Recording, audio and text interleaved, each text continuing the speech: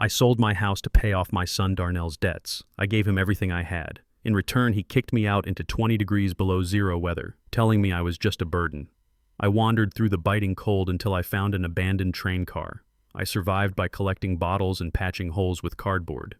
They thought I was dead. They thought they had won. But 3 months later, the storm of the century hit and everything changed. My name is Caleb Freeman. I am 70 years old, and this is how I taught my ungrateful son and his wife the coldest lesson of their lives. If you are watching this, please like and subscribe to my channel. Let me know in the comments where you are listening from. I want to know how far my story has traveled. The heavy oak door did not just close. It slammed against my chest with the force of a final verdict. The sound cracked through the frozen air like a gunshot. The wind was a physical blow 20 degrees below zero, cutting through my thin sweatshirt like a razor blade. It was the kind of cold that freezes the moisture in your nose instantly, the kind of cold that kills in minutes. I pounded on the solid wood with a fist that was already going numb. My knuckles bled against the varnish. "Darnell, please!" I screamed, my voice cracking against the howling wind. "Just my heart pills. Please, son. I cannot breathe out here. I need my medication." I waited. The silence from the other side was louder than the wind. My chest tightened, a familiar squeeze of panic and angina. I leaned my forehead against the door, gasping for air. I could hear the warmth inside. I could hear the hum of the furnace I had paid for. Finally, the deadbolt clicked. The door cracked open just an inch. I saw my son's face. Darnell, the boy I had carried on my shoulders to see the parades. The boy I had taught to throw a baseball in the backyard of the home I no longer owned. Now he would not even look me in the eye. He looked at his expensive smartwatch instead, his face twisted in a mix of annoyance and shame. "Go away, Dad. You are making a scene," Darnell hissed through the crack. "Courtney is right. You are just a dark cloud hanging over this house. You are depressing to be around. Open the door, Darnell." I begged, my teeth chattering so hard I could barely form words. "I have nowhere to go. It is 20 below zero. You cannot do this." I tried to push the door open, but he held it firm. He was young, 32 years old, fed on my money and my sacrifice. I was 70, tired and broken. I was no match for him. Then I heard her voice. "Courtney, my daughter-in-law." Her voice was sharp, impatient, like she was scolding a stray dog that had wandered onto her manicured lawn. She did not even come to the door. She shouted from the warmth of the living room. "Darnell, is he still there? The investors will be here in 20 minutes. I do not want them seeing a homeless man on our porch. It ruins the aesthetic. Get rid of him." Her words were worse than the cold. Homeless man. That is what I was to her now. Not the man who welcomed her into the family. Not the man who paid for the catering at their wedding. Just a stain on her perfect life. Darnell looked at me one last time. There was no love in his eyes. There was no conflict. Only the cold calculation of a man who had already made his choice. He reached behind the door and grabbed a black plastic trash bag. He threw it at my feet. It hit the snow with a pathetic thud. "Here, some old clothes. Now leave, before I call the police and tell them you are trespassing." The door slammed shut. I heard the lock turn. I stood there on the porch, the wind tearing at my gray hair, staring at the closed door of the house I had bought. The house I had signed over to them because Darnell said he needed collateral for a business loan. A loan that never existed. I knelt in the snow, my knees screaming in pain, and tore open the black bag. I hoped for my winter gear. I hoped for my heavy wool coat, the one I bought with my railroad pension money 5 years ago. I hoped for my insulated boots. I dumped the contents onto the frozen concrete. Old t-shirts, a pair of torn jeans I used for painting, a single unmatched sneaker. That was it. "Where is my parka?" I whispered to the empty air. "Where are my boots?" They kept them. They kept my warm clothes because they were expensive brands. They threw me out in a blizzard with rags. They did not just want me gone. They wanted me to suffer. They wanted me to freeze. I stumbled off the porch, my vision blurring. The cold was already seeping into my bones, making my movements sluggish. I should have walked away. I should have marched to the police station, but I could not make my legs work properly. I collapsed into the snowbank beneath the large bay window of the living room. I lay there shivering violently and looked up. The curtains were open. The warm, golden light spilled out onto the snow, illuminating my misery. I could see inside. The fireplace was roaring logs, crackling with orange flames. Darnell was standing by the kitchen island. He was laughing. He held a bottle of Dom Perignon champagne in his hand. He popped the cork, the foam spilling over his fingers. He did not look worried. He did not look like a man who had just sentenced his father to death. He looked liberated. Courtney walked into the frame. She was wearing a silk dress holding a crystal flute. She kissed him. They clinked glasses. I watched them toast. And then the memory hit me like a freight train. 1 month ago, the kitchen table, Darnell crying his head in his hands. Dad, I owe money. Bad money. $200,000. They are going to kill me, Dad. They are going to hurt Courtney. Please, I need help. I believed him. He was my son. I had saved for retirement. I had a paid-off house, the house my late wife Viola and I had built brick by brick. It was my legacy. But my son was in danger, so I sold it. I sold it all. I cashed out my 401k. I gave him $500,000. I gave him everything I had, thinking I was saving his life. I looked through the window now. I looked at the new Italian leather sofa that cost $10,000. I looked at the 80-inch television. I looked at the diamond bracelet on Courtney's wrist that sparkled under the chandelier lights. There were no loan sharks. There was no debt. There was no danger. It was all a lie. He had manipulated me. He had used my fear for his safety to strip me of my assets. He took my money to buy this mansion, to buy that BMW in the driveway, to buy this life of luxury. And now that I was dry, now that I had nothing left to give, I was just a mouth to feed. I was just an old man taking up space in the guest room. I watched Darnell pour more champagne. He said something to Courtney, and they both threw their heads back in laughter. They were celebrating. They were celebrating my departure. A rage ignited in my chest, hotter than the fire in their hearth. It burned through the ice in my veins. I clawed my fingers into the snow. They think I am weak. They think I am just a confused old man who will wander off and die quietly in a snowdrift. They think the cold will finish me. I forced myself to stand up. My joints popped. My heart hammered against my ribs, demanding the medication that was sitting on their bathroom counter. I ignored the pain. I was a railroad engineer for 40 years. I have laid tracks in blizzards. I have fixed engines when the steel was so cold it would tear the skin off your hands. I am made of tougher stuff than they could ever imagine. I looked at the window one last time. Enjoy your champagne, Darnell. I whispered, my voice lost in the wind. Enjoy your warmth. Because winter is coming for you too. And when it does, I will not be the one freezing. I turned my back on the light. I pulled the hood of my thin sweatshirt up over my ears. I wrapped the torn jeans from the trash bag around my neck like a scarf. It smelled like garbage, but it was a layer. I started walking. Not toward the town center, which was 5 miles away. I would never make it.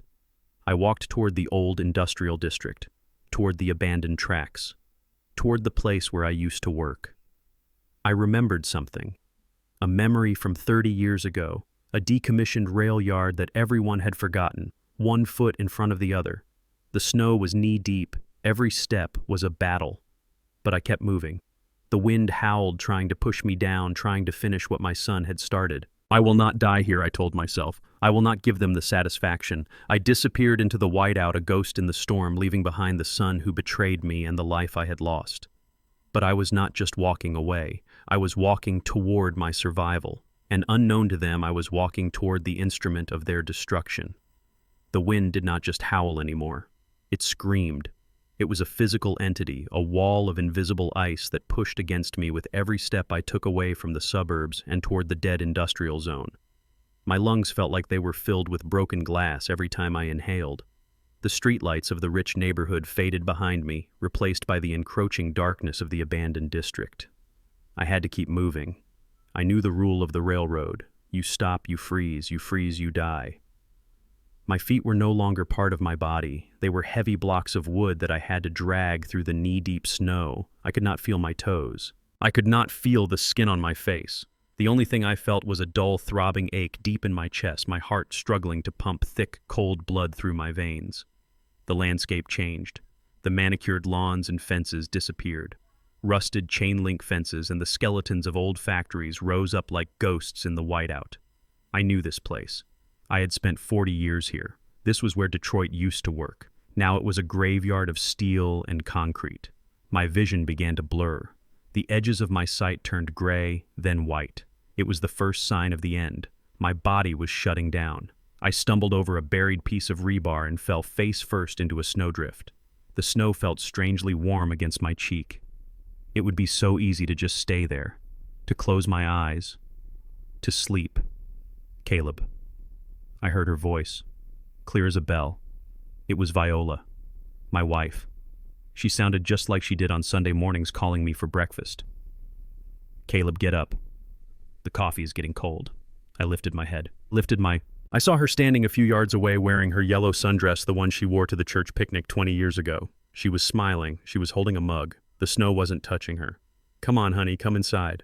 I reached out my hand. I wanted to go to her. I wanted the warmth. I began to crawl. I dragged my frozen body through the snow inch by inch. But then the wind shifted. It tore the image of Viola away, dissolving her into a swirl of white powder. The reality crashed back down on me. She was gone. She had been gone for 5 years. I was alone. And if I stayed here, I would be joining her tonight. No, not like this. Not because of him. I gritted my teeth, forcing a primal growl from my throat. I dug my elbows into the ice and pulled myself forward. I was not going to die on my knees in the snow while my son drank champagne. I saw it then. A dark shape looming in the blizzard about 500 yards away. The rail yard. I forced myself to stand. My knees cracked. I shambled forward a zombie in the storm. I walked past the rusted gates. I walked past the overturned tanker cars. And there it was. At the far end of the yard, half hidden by overgrown frozen brush, boxcar number 804. It was an old steel freighter from the 70s. I remembered it. I had been the foreman when it was decommissioned. It had been shunted to this dead-end spur and forgotten by everyone except me. I reached the car. The snow was piled high against the side. I fell against the cold steel, gasping for air. I was alive. I had made it. But I was not safe yet. The door was the problem. It was a heavy, sliding steel door rusted shut for decades. I reached for the latch. My hands were useless. They were frozen claws, stiff and unfeeling. I tried to grip the iron handle, but my fingers would not close. I could not get a purchase. I screamed in frustration, a sound that was instantly swallowed by the storm. I needed a tool. I kicked at the snow around the tracks. My foot hit something hard. I fell to my knees and dug frantically. It was a piece of iron piping, jagged and heavy. I grabbed it with both hands, clamping my forearms around it because my fingers wouldn't work. I jammed the end of the pipe into the gap between the door and the frame. I leaned my entire weight against it. It did not budge. The rust held it fast like a weld. I tried again. I threw my shoulder against the pipe. I slipped on the ice and slammed my face against the steel door. I felt a warm trickle on my forehead. Blood. But I didn't feel the pain. The cold had anesthetized me. That was bad. That meant I had minutes left. I stepped back. I looked at the lever. I had to put everything into this. Every ounce of rage, every ounce of betrayal. I threw myself at the pipe. I imagined Darnell's face on the latch. I imagined Courtney's laugh. With a screech that sounded like a dying animal, the rust gave way. The latch snapped upward. The door groaned and slid open about 2 feet. I didn't wait. I threw myself into the gap, tumbling onto the wooden floor of the boxcar. The smell hit me instantly. It smelled of ancient creosote machine oil and the dry, musky scent of dead rodents. It was the most beautiful smell in the world. I pushed the door shut from the inside. It took every last reserve of my strength. It slammed closed with a heavy thud, cutting off the wind. The silence was sudden and absolute.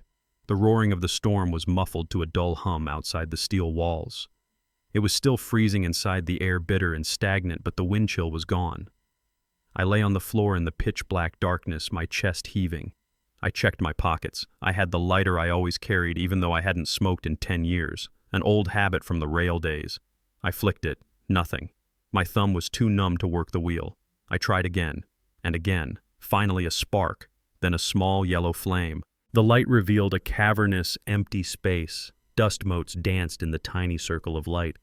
I looked at my hands. They were blue. I needed heat. Now. I crawled toward the far corner of the car. I knew the design of these old 804 series cars. They were built for long hauls in all weather. They had a maintenance hatch built into the floor for accessing the wheel trucks from the inside during blizzards. I found the seam in the floorboards. It was covered in dust and rat droppings. I used the iron pipe I had dragged in with me to pry up the board. It creaked and popped open. I shone the lighter into the small compartment. It was a storage cubby maybe 2 feet deep. My heart leaped. There was a bundle there. An oilskin tarp wrapped tight. And a metal tin. I pulled them out. The oilskin was stiff with age but intact. I unwrapped it. Inside was a set of heavy canvas workman's coveralls and a thick wool blanket. They must have been left there by a crew member 30 years ago and forgotten. I opened the metal tin. Matches. Waterproof strike, anywhere matches. And a half-full bottle of kerosene for an emergency lantern. I almost laughed. It would have been a maniacal broken sound. I gathered a pile of old newspapers and debris that had accumulated in the corner of the car over the years. I piled them in the center of the steel floor. I doused them with a splash of the kerosene. I struck a match. The flame flared up bright and hot. I tossed it onto the pile. Whoosh! Fire. I sat back against the wall, wrapping the moth-eaten wool blanket around my shoulders. I watched the flames dance. I held my hands out toward the heat. The pain as the blood started to flow back into my fingers was excruciating. It felt like my hands were being crushed in a vise. I gritted my teeth and endured it. The heat reflected off the steel walls. The temperature in the car began to rise degree by agonizing degree. I looked at the fire. I saw my life burning in it. I saw the house I built. I saw the college tuition I paid. I saw the wedding I funded. I touched my face. My cheeks were wet. I was crying. But as the warmth returned to my body, I realized something. These were not tears of sadness. I was not mourning the loss of my home. I was not mourning the loss of my relationship with my son. I was crying from rage, a pure white-hot fury that was hotter than the fire in front of me. They threw me away like garbage. They left me to die in the ice. I wiped my face with the rough wool of the blanket. I stared into the fire, my eyes hardening. You made a mistake, Darnell. You made a fatal mistake. You thought the cold would kill me. You forgot who I am. I am a man of iron and steel. I survived the blizzard of '78. I survived the collapse of the industry. I survived the death of my wife. I am Caleb Freeman. And I am not dead yet. I lay down on the hard wooden floor, the fire crackling beside me. I closed my eyes, but I did not sleep. I listened to the wind howling outside, impotent against the steel walls of my new fortress. I began to plan. I began to calculate. Tomorrow the survival would end and the war would begin. 2 days. That is how long it takes for a man's dignity to starve to death.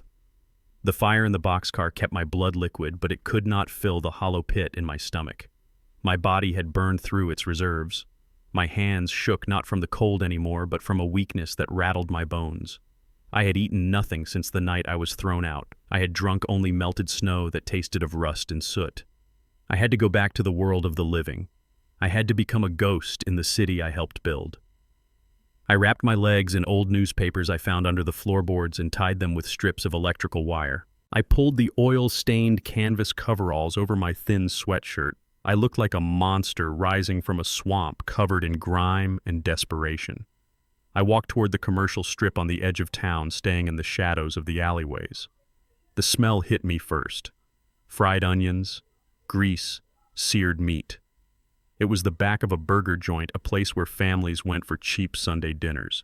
My mouth flooded with saliva so fast it made my jaw ache. I saw the large metal dumpster against the brick wall. It was overflowing. I hesitated. I was Caleb Freeman. I was a head engineer. I had 30 men under my command. I paid taxes. I donated to charity. I did not eat trash. But Caleb Freeman, the engineer, died in the snow 2 days ago. The man standing in the alley was just a hungry animal. I approached the bin. I pushed aside a bag of coffee grounds. I dug through slimy lettuce and eggshells. My fingers touched something solid wrapped in foil. I pulled it out, a half-eaten cheeseburger. It was rock-hard, frozen solid by the ambient temperature, but it was food.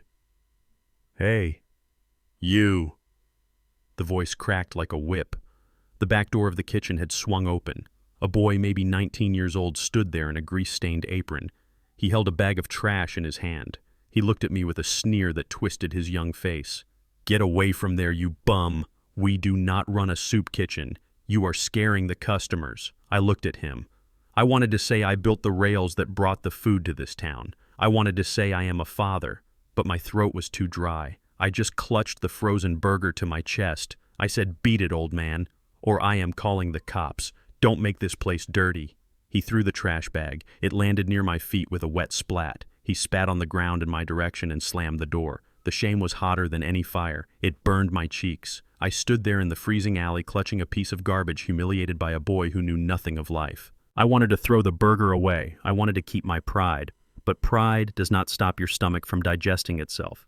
I walked behind a stack of pallets. I unwrapped the foil. I bit into the frozen meat. The grease coated the roof of my mouth. It tasted like cardboard and salt. I ate it all. I licked the foil. I ate it like a feast. And as I swallowed the last bite, I buried the man I used to be. Survival was the only law that mattered now. I needed resources. Food was not enough. I needed fuel for my stove. I needed layers. I needed money. I started walking toward the highway. I knew the gas station on Route 9 had a high volume of traffic. Rich people stopped there. Rich people threw things away.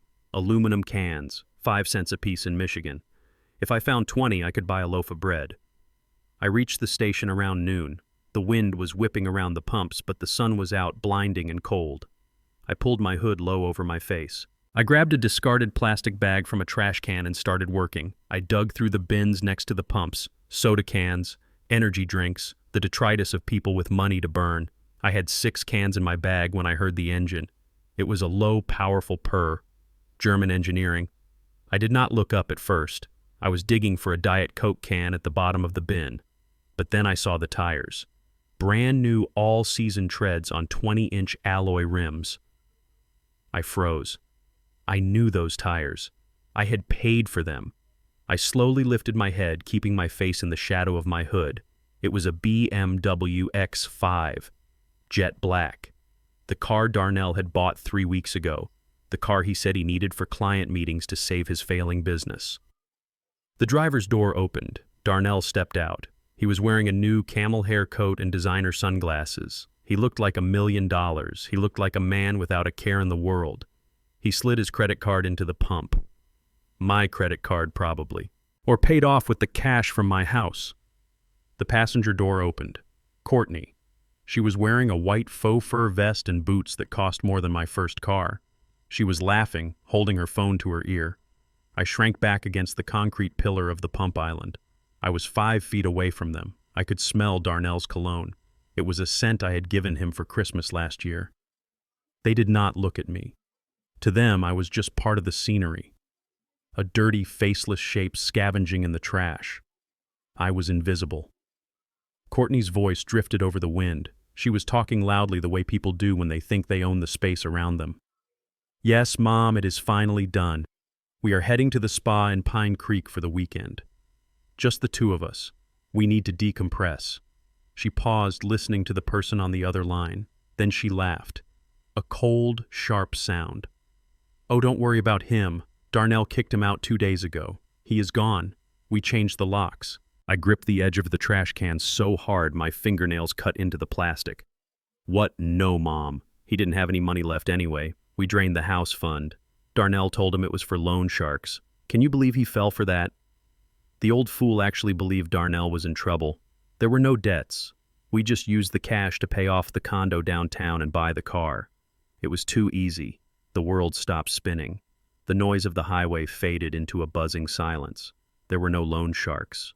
The panic attacks, the tears at the kitchen table, the begging, it was all a performance. My son, my own flesh and blood, had looked me in the eye and invented a death threat to strip me of my life savings. He had turned my love for him into a weapon and used it to rob me. He is probably in a shelter by now. Courtney continued inspecting her manicured nails. Or maybe he froze. Honestly, who cares? He was just a burden. Now we can finally live the way we deserve. Darnell finished pumping the gas. He tapped the nozzle and put it back. He looked at Courtney and smiled. A genuine, relaxed smile. The smile of a man who had won the lottery. Ready to go, babe. The massage appointment is at 4. I stood there trembling. Not from the cold, from a rage so pure it felt like lava in my veins.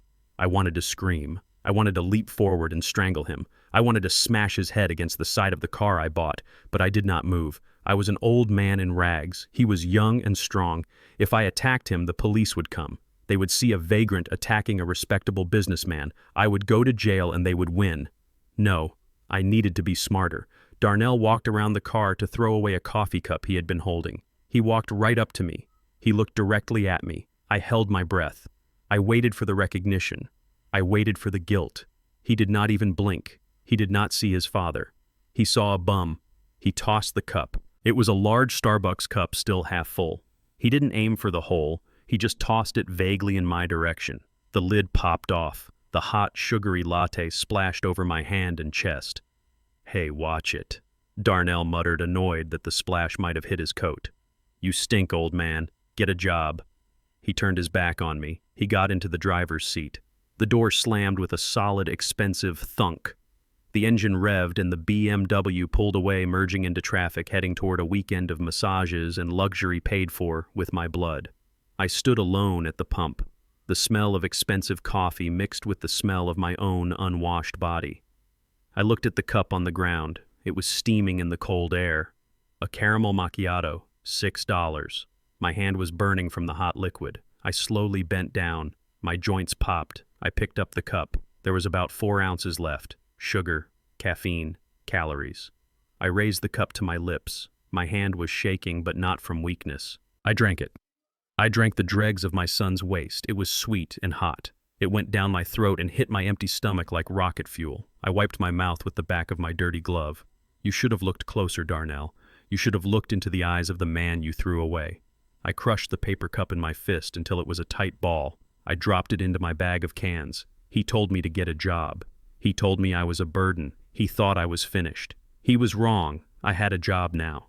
My job was not survival. My job was justice. I was going to take back every single cent. I was going to strip them of their comfort, their lies, and their future. I was going to wait for the storm, and when it came, I would be the one holding the shelter. I turned back toward the rail yard. I walked faster now. The coffee had given me energy, but the hate gave me strength. I was not just a scavenger anymore. I was a hunter, and the hunt had just begun. I refused to die like a rat in a cage. Darnell and Courtney thought they had discarded a piece of trash, but they forgot what I did for a living. I spent 40 years building things that withstand the weight of 1,000 tons of steel. I know how to make structure out of chaos. I looked around my freezing metal box, and I stopped seeing a coffin. I started seeing a project. I waited until nightfall to move. The construction site for the new luxury condos was 3 blocks away. It was a monument to the gentrification that was pushing people like me out of the city, but tonight it was my supply depot. I slipped through a gap in the chain-link fence. I did not take tools or copper wire. I took what they threw away.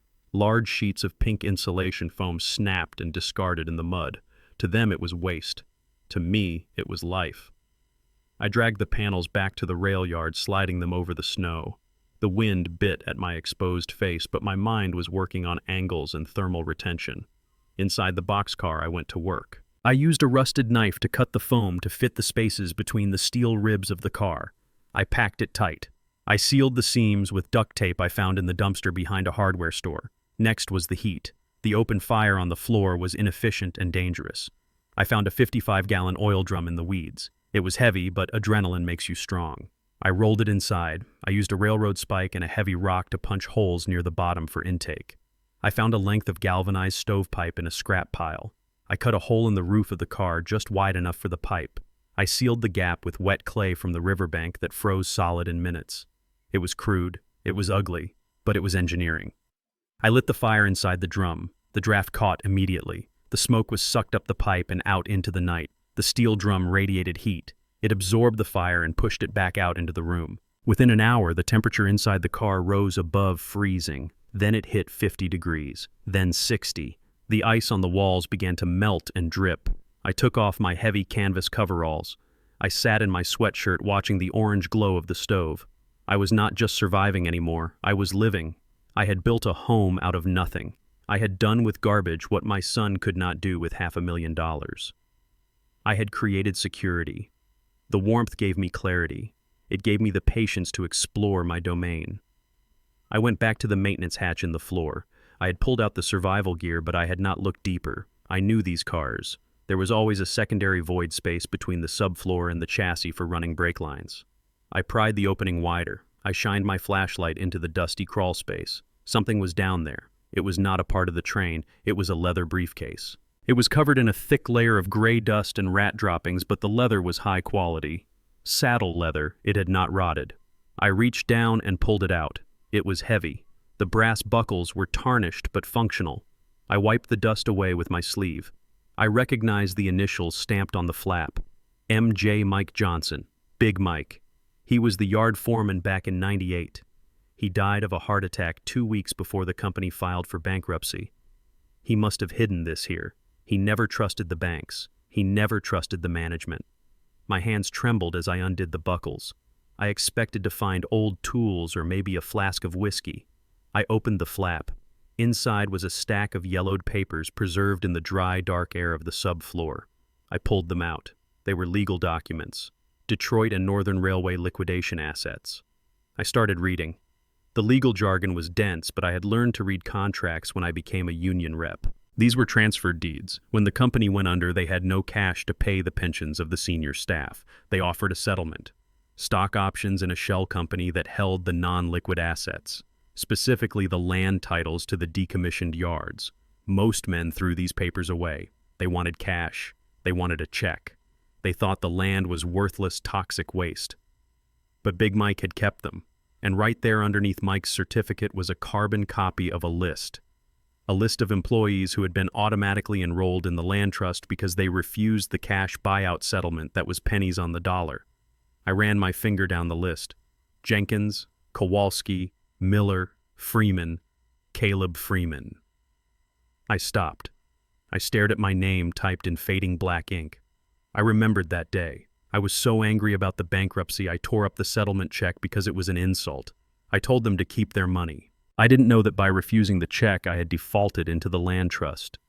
I held the deed in my hand. It detailed the plot numbers, parcel B9, the rail yard, the land I was sitting on right now. I stood up. I paced the length of the warm boxcar. I owned a share of this, but what was it worth? A few $1,000s, maybe enough to rent an apartment for a year. It was a polluted industrial wasteland. Nobody wanted this land, or did they? I looked at the date on the last addendum, 2005. The trust had been consolidated. The other members had died or sold their shares back to the pot for quick cash. If I was reading this right, and if the other men were gone, I wasn't just a shareholder. I was the last man standing. I needed to know. I needed information, and I couldn't get it here. The next morning, I washed my face with melted snow. I tried to clean the grease from my hands, but it was stained into the skin. I put on my cleanest clothes, which were still rags by any normal standard. I wrapped my scarf tight to hide the grime on my neck. I walked to the public library downtown. It was a modern glass building, a beacon of knowledge and warmth. I walked through the automatic doors. The heat hit me like a physical wall. It smelled of paper and floor wax. People looked up. A security guard near the desk stiffened his hand, hovering near his belt. I kept my head down. I walked straight to the public computer terminals. There was a group of teenagers sitting at the next table. They wore expensive sneakers and headphones. They looked at me and snickered. "Look at that guy," one of them whispered loud enough for me to hear. "He smells like a campfire." Gross, a girl giggled. "Do you think he knows how to use a mouse?" I ignored them. I sat down at the terminal. My fingers were thick and calloused, clumsy on the delicate keyboard. I had not used a computer in 5 years. The screen was bright and confusing. I had to squint to read the login instructions. I typed in my name. I typed in my old library card number, praying it was still active. Access granted. I navigated to the city planning website. My heart was hammering in my chest.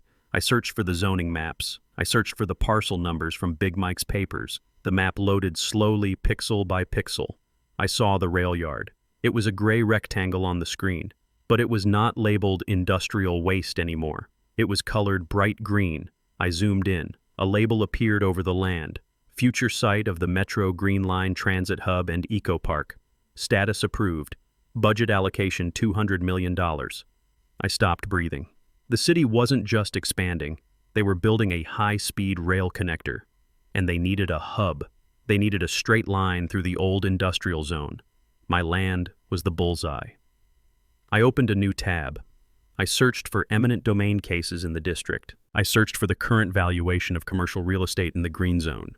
The numbers on the screen didn't make sense. They were too big. I counted the zeros. 1 acre was going for 500,000. The rail yard was 16 acres. $8 million. I sat back in the chair. The library spun around me. $8 million. The teenagers were still laughing behind me. The security guard was watching me, waiting for me to cause a disturbance. Darnell was probably at the spa right now getting a massage, thinking he was rich because he stole $500,000 from me. He had stolen pennies. I was sitting on a gold mine. But I knew I couldn't just walk into City Hall and claim it. I looked like a vagrant. They would laugh me out of the building. They would say the papers were forged. They would try to steal it from me just like Darnell did. I needed a shark. I needed a suit. I needed the one man in this city who hated the system as much as I did. I opened my email. I hadn't checked it in years. I composed a new message. To Saul Ross. Subject: the train has arrived. Mr. Ross, you represented me in the union dispute of '99. You told me if I ever found something worth fighting for to call you. I am sitting on Parcel B9. The city wants it. I have the original deed from the liquidation trust. I am currently living in a boxcar on the property. I need you to bring your suit and your briefcase to the old yard. Do not tell anyone. I hit send. I logged off. I stood up. I looked at the teenagers. Enjoy your youth, I said to them. My voice was raspy, but it was strong. It is the only thing you have that I cannot buy. I walked out of the library. The cold didn't bother me anymore. I wasn't just a homeless old man walking back to a boxcar. I was a tycoon walking back to his vault, and the storm was coming. Not just the blizzard that the weatherman was predicting for tomorrow. The real storm was me, and I was about to rain down on everyone who had ever doubted me. The sky turned a color I had never seen before. It was not gray, it was not black, it was the color of a bruise, a deep, sickly purple that hung low over the city skyline. I was sitting at the library computer terminal again, my eyes glued to the weather radar. The meteorologist on the local news stream looked terrified. He was using words like bomb cyclone and polar vortex. He was talking about pressure drops that happened only once in a generation. He said the temperature would drop to 35 below zero within 48 hours. He said the power grid would likely fail. He said if you are not prepared, you will die. I looked at the date on the screen. It was 2 days before Christmas. The irony was bitter. Families were rushing to buy gifts. I was rushing to buy another day of life. I checked my pocket. I had $18.50. It was the result of 3 days of scouring every dumpster and roadside ditch for aluminum cans. It was a fortune to me now. I stood up and left the library. The air outside was heavy and still. It was the silence before the artillery barrage. I walked to the discount grocery store on 4th Street. The shelves were already being stripped bare by panicked crowds. People were fighting over milk and bread. I did not need milk. Milk spoils. I needed calories that would last until the thaw. I maneuvered through the chaos invisible in my workman's coveralls. I grabbed a 10-pound bag of white rice, $5, 2 bags of dried pinto beans, $4, a gallon of kerosene from the hardware aisle, $6, a box of candles, $3. I had 50 cents left. I bought a pack of salt. Salt makes the difference between eating paste and eating a meal. I walked back to the rail yard, my backpack heavy with survival. I did not run. I marched. I calculated in my head. 1 cup of rice and 1 cup of beans per day. That was 1,200 calories. Enough to keep the furnace of my body burning if I didn't move too much. I had water from the snow. I had heat from the oil drum. I was ready. I reached the boxcar just as the first flakes began to fall. They were huge, heavy flakes that fell straight down like lead weights. I climbed inside and barred the door. I organized my supplies in the corner, stacking them like gold bars. I checked the seals on my foam insulation. I checked the flue on my stove. I was a captain battening down the hatches of his ship. I sat by the stove listening to the wind begin to pick up. It started as a low moan vibrating through the steel wheels beneath me. Then I heard something else. It was not the wind. It was a scratching sound. Weak, irregular. Scratch, scratch, whimper. It was coming from the door. My hand went to the iron pipe I kept by my sleeping roll. I stood up silently. Was it Darnell? Had he found me? Was it the police? I crept to the door. I listened. Whimper. It sounded like a child, or an animal in pain. I grabbed the latch and threw the door open a crack, the pipe raised to strike. It wasn't a man, it was a dog. A pit bull mix brindle coated with ears that had been badly cropped by someone with a pair of kitchen scissors. He was lying in the snow, curled into a tight ball. He looked up at me. His eyes were milky with cold and exhaustion. His ribs stuck out through his short fur like the rungs of a ladder. He tried to stand up when he saw me, but his back leg collapsed. It was bleeding, a long gash running down the thigh. He didn't growl. He didn't bark. He just looked at me. He looked at me with an expression I knew intimately. It was the look of someone who had been beaten by the world and had nothing left to give. It was the look I saw in the mirror the night Darnell kicked me out. "Get out of here," I rasped. "Go on. I don't have enough for you." I tried to close the door. The dog didn't move. He just laid his head back down on the ice and closed his eyes. He was accepting his death. He had found a warm spot near the door crack, and he decided this was a good enough place to die. I stopped. I looked at my bag of rice. 10 pounds. Enough for 2 weeks for one man. Maybe 10 days for a man and a dog. I looked at the dog's shivering body. He was discarded trash. Just like me. Unwanted. Ugly. Broken. I swore under my breath, a long string of curses directed at my own soft heart. I dropped the pipe. I reached out and grabbed the dog by the scruff of his neck and his good hind leg. He didn't resist. He was heavy dead weight. I dragged him over the threshold and into the boxcar. I slid the door shut and locked it. The dog lay on the wooden floor, panting shallow breaths. I knelt beside him. I examined the leg.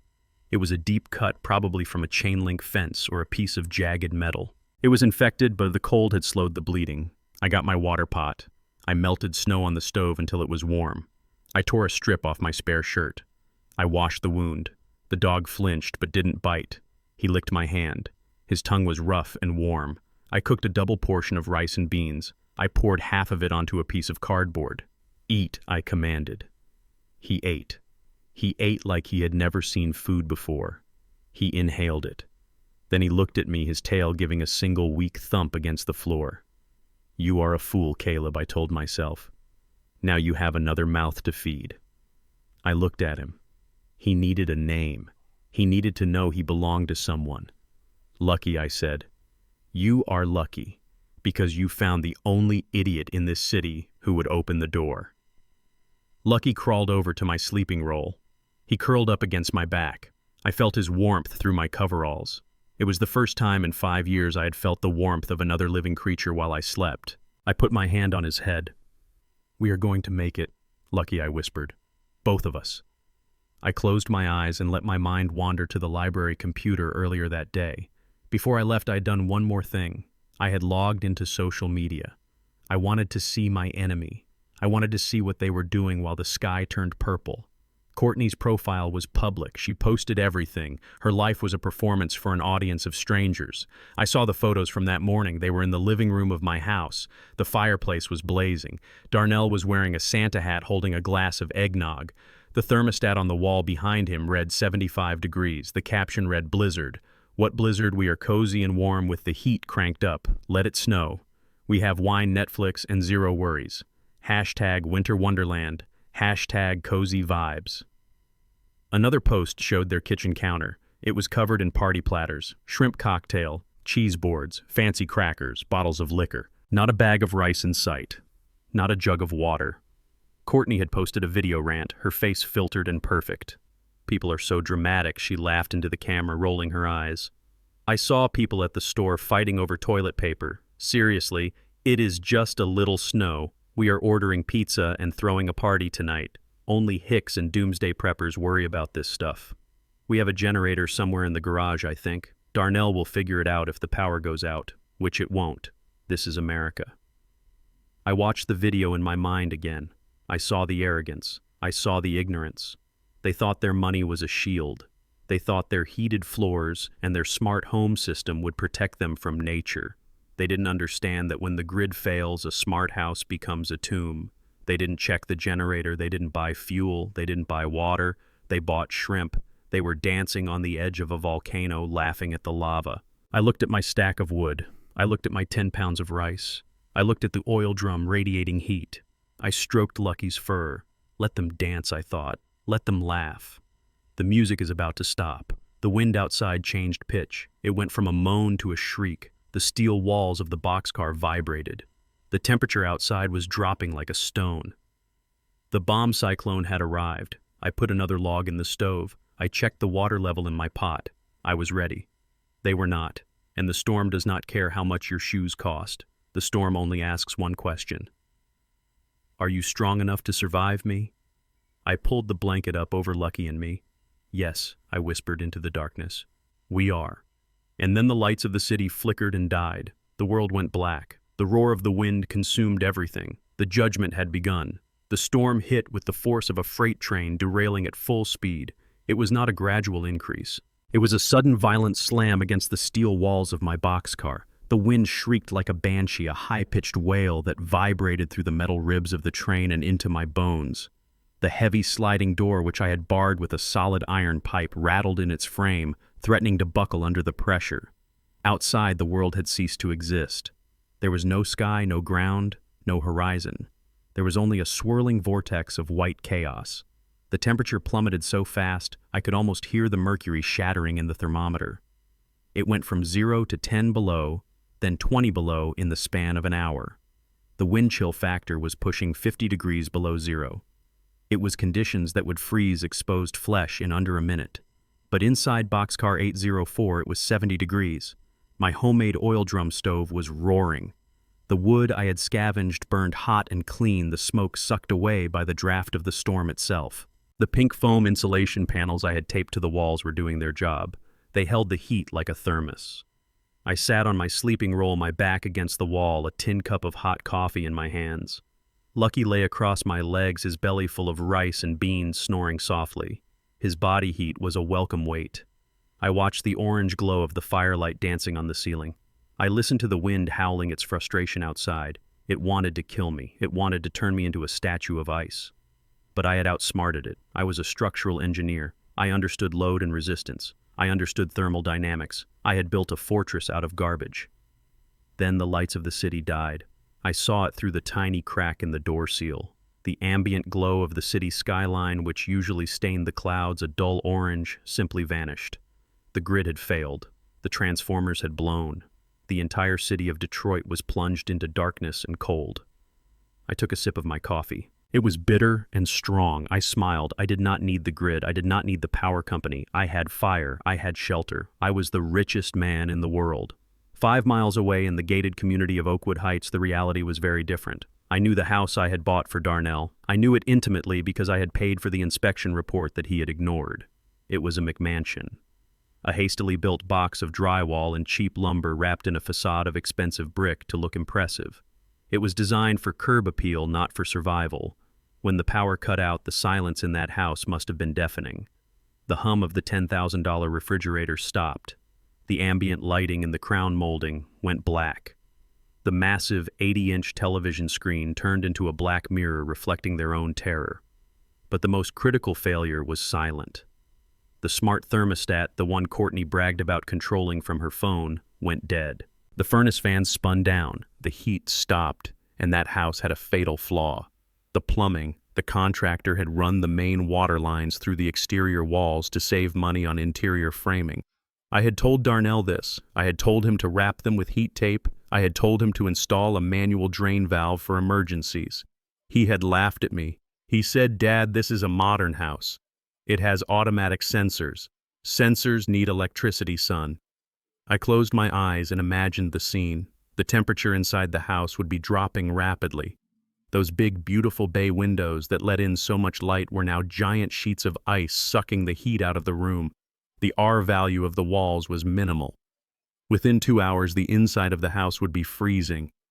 Darnell would be panicking. He had no firewood. The gas fireplace was purely decorative. It had an electric ignition switch that wouldn't work without power. He had no matches. He had no candles. They were sitting in the dark in their designer clothes, shivering. Then came the sound. It would have started as a groan from inside the walls. The water in the copper pipes expanding as it turned to ice. The pressure building. Hydraulic force that can split rock. Crack. It would sound like a gunshot in the dark living room. Then the hissing. The sound of water under pressure spraying out of a split pipe. I imagined Darnell fumbling with his phone flashlight, the beam cutting through the darkness. He would run to the wall.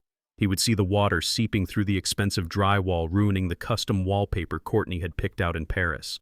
The water would pour onto the Brazilian cherry wood floors, gallons of it. And because the air temperature in the house was already below freezing near the floor, the water would not just pool, it would freeze. Their living room was turning into a skating rink. A sheet of black ice spreading across the floor, destroying the furniture, warping the wood, ruining the Persian rugs. I could hear Courtney screaming, not a scream of fear, but a scream of outrage. She would be shrieking about her things, her shoes, her decor. She would be smashing vases in the dark, throwing a tantrum at the weather.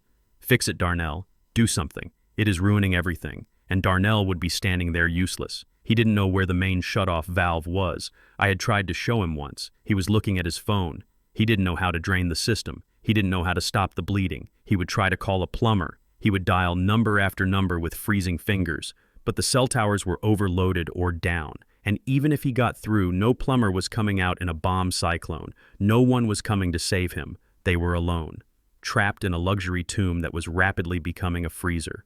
I poured another cup of coffee. I stroked Lucky's head. He twitched in his sleep, chasing rabbits in his dreams. The temperature dropped further. My breath fogged in the air away from the stove, but near the fire it was toasty. I was comfortable. I was safe. Back at the mansion, the situation was becoming critical. It had been 6 hours since the power failed. The temperature inside the house was now 10 degrees Fahrenheit. Darnell and Courtney were huddled on the Italian leather sofa, wrapped in every blanket they could find. The leather was cold and stiff against their backs.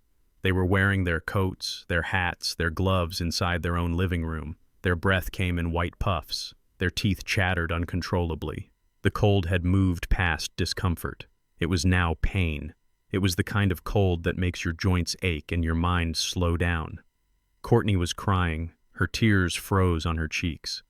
"I hate this house," she sobbed, her voice muffled by a scarf. "I hate this city. Why didn't we go to the spa early? We could be in a sauna right now." Darnell didn't answer. He was staring at the dark television screen. He was realizing that his money couldn't buy heat. His status couldn't bribe the wind. "We can't stay here," he said, his voice shaking. "We will freeze to death. The forecast said it will be 30 below tonight. This house is broken. The windows are leaking air. The water is everywhere." "Where are we going to go, Darnell?" Courtney snapped. "The roads are blocked. The hotels are full or closed." Darnell's mind was racing. He was desperate. He needed a solution. He needed a daddy to fix it. But he had kicked his daddy out. Then a memory flickered in his frozen brain. He remembered a story I used to tell him when he was a boy. We would sit by the fire, and I would tell him about the old days on the railroad. I told him about the blizzard of '78. I told him how the crew got stuck in the yard for 3 days. We survived in the old foreman's caboose, I had told him. It had a cast iron stove. We burned coal. It was the warmest place on earth. The foreman's caboose. The rail yard. Darnell sat up. "I know a place," he said. "What?" "The old rail yard. Dad used to work there. He told me there's an old car there. A caboose or something. He said it has a stove. A wood stove." Courtney looked at him like he was insane. "Are you kidding me? A train car. You want us to go to a junkyard? It is shelter, Courtney. It has a stove. We can burn wood. We can burn furniture if we have to. It is better than dying here, but it is abandoned. It is probably full of rats. It is empty," Darnell insisted. "Dad said it was abandoned years ago. Nobody goes there. It is just sitting there. We can take it. We can commandeer it, just for a few days until the power comes back." He stood up. He grabbed his keys. "We are going. Pack a bag. Food. Whatever liquor is left. We are leaving." Courtney hesitated, looking at her ruined living room, the ice creeping up the table legs. She realized he was right. The house was killing them. "Fine," she spat. "But you are buying me a whole new wardrobe when this is over." They gathered their things in the dark. They grabbed the expensive crackers and the champagne. They didn't think to grab water. They didn't think to grab tools. They just grabbed what they thought they deserved. They stumbled out to the garage. They got into the BMW. Darnell pushed the start button. The engine hesitated, the battery drained by the extreme cold, but it caught. The German engineering roared to life. Thank God, Darnell breathed. He backed out of the garage, crushing the snowdrifts. He didn't look back at the house I had paid for. He drove toward the main road, the headlights cutting through the swirling snow. He was driving toward the rail yard. He was driving towards safety. Or so he thought. He didn't know that the abandoned car wasn't abandoned anymore. He didn't know that the stove was already lit. And he certainly didn't know that the man he had left to die was waiting for him at the end of the line. I sat up in the boxcar. Lucky lifted his head and growled low in his throat. His ears pricked up. I listened. Over the wind, I heard a sound. A faint mechanical hum, an engine struggling against deep snow. I stood up and walked to the door. I picked up my iron pipe. I checked the knife in my pocket. They were coming. I didn't know how and I didn't know why, but I felt it. The storm had delivered them to my doorstep. I waited in the dark, the firelight reflecting in my eyes. "Come on, son," I whispered. "Come and see what you threw away. Come and see the kingdom of the burden." I slid the iron bar on the door just a fraction tighter. "You are welcome to try to enter, but the price of admission has just gone up, and this time I am the one collecting the ticket." The German engineering of the BMW X5 was impressive, but it was no match for 3 feet of unplowed snow. The headlights cut through the swirling white chaos, illuminating nothing but a wall of ice. Darnell gripped the leather steering wheel, his knuckles white. The engine roared, whining in protest as the tires spun uselessly against the drifts. The traction control light flashed frantically on the dashboard, a digital warning that nature was winning. "We are stuck!" Courtney screamed, her voice shrill with panic. "Do something, Darnell. Get us out of here." "I am trying," Darnell shouted back, slamming his hand against the console. "The snow is too deep. The chassis is high-centered. We are not moving." The engine sputtered once, twice, and then died. The silence that followed was heavy and terrifying. The wind howled outside, shaking the heavy car. Inside, the temperature began to drop immediately. The heated seats faded. The digital displays went black. They were sitting in a $100,000 metal coffin buried in the middle of nowhere. "We cannot stay here," Darnell said, his breath already fogging in the cooling air. "If we stay here, we freeze. The rail yard is less than a mile away. We have to walk." "Walk!" Courtney shrieked. "Are you insane? Look at me. I am wearing boots with heels." "Darnell, I am wearing a coat made for Fashion Week, not for the apocalypse. It is walk or die. Courtney, get out." They pushed the doors open against the weight of the snow. The wind hit them like a physical blow, knocking the breath from their lungs. Courtney stepped out and immediately sank to her thighs in the drift. She screamed as the snow poured into her designer boots, soaking her socks and freezing her skin instantly. They began to trudge toward the dark outline of the industrial zone. It was a death march. The wind chill was 40 below zero. Courtney's expensive faux fur coat was useless against the biting gale. The wind tore through the fabric, finding every gap, freezing the sweat on her skin. She fell within the first 100 yards. Her heel caught on a hidden root and she went down face first into the ice. "Get up," Darnell yelled, pulling her arm roughly. "We have to keep moving." "I cannot," Courtney sobbed, tears freezing on her eyelashes. "It hurts. My face hurts. I cannot feel my feet." Darnell dragged her up. He did not do it out of love. He did it because he did not want to die alone. He was terrified. The cold had stripped away his arrogance, leaving only a small, frightened boy. He looked around desperately. The world was white and black and deadly. They stumbled forward, falling and getting up, falling and getting up. Courtney cried continuously, a low moan of misery. She fell again, scraping her hands on a patch of exposed gravel. Her manicured nails broke. Her skin tore. She looked at her bleeding hands in horror. This was not supposed to happen to her. She was Courtney Freeman. She was important. Nature was supposed to respect her status. But the wind did not care about her status. It pushed her down again. She crawled through the snow, sobbing, begging for a warmth that she had so cruelly denied me just days before. Inside the boxcar, I was sharpening my knife. It was a rhythmic, soothing sound. Scritch, scritch, scritch. Lucky was pacing by the door, his hackles raised, a low growl vibrating in his chest. He heard them long before I did. I stood up and walked to the small ventilation slit I had cut in the foam insulation. I peered out into the storm. I could not see much, just the swirling vortex of snow. But then I saw it, a faint movement in the darkness, 2 shapes struggling against the wind. They looked small and pathetic against the backdrop of the raging blizzard. They were heading straight for me. They had seen the smoke from my chimney. They had seen the faint orange glow of the firelight leaking through the seams of the door. To them, it must have looked like a lighthouse in a hurricane. It must have looked like salvation. I stepped back from the wall. I put the knife in my pocket. I picked up the heavy iron pipe. I stood in the center of the car, my feet planted firmly on the wooden floor. I waited. The pounding started a moment later. It was desperate, frantic. Fists hammering against the steel. "Open the door," a voice screamed. It was muffled by the wind, but I recognized it. "Darnell, help us! Is anyone in there? Open up!" Then Courtney's voice, higher, hysterical. "Please, we are dying. Let us in!"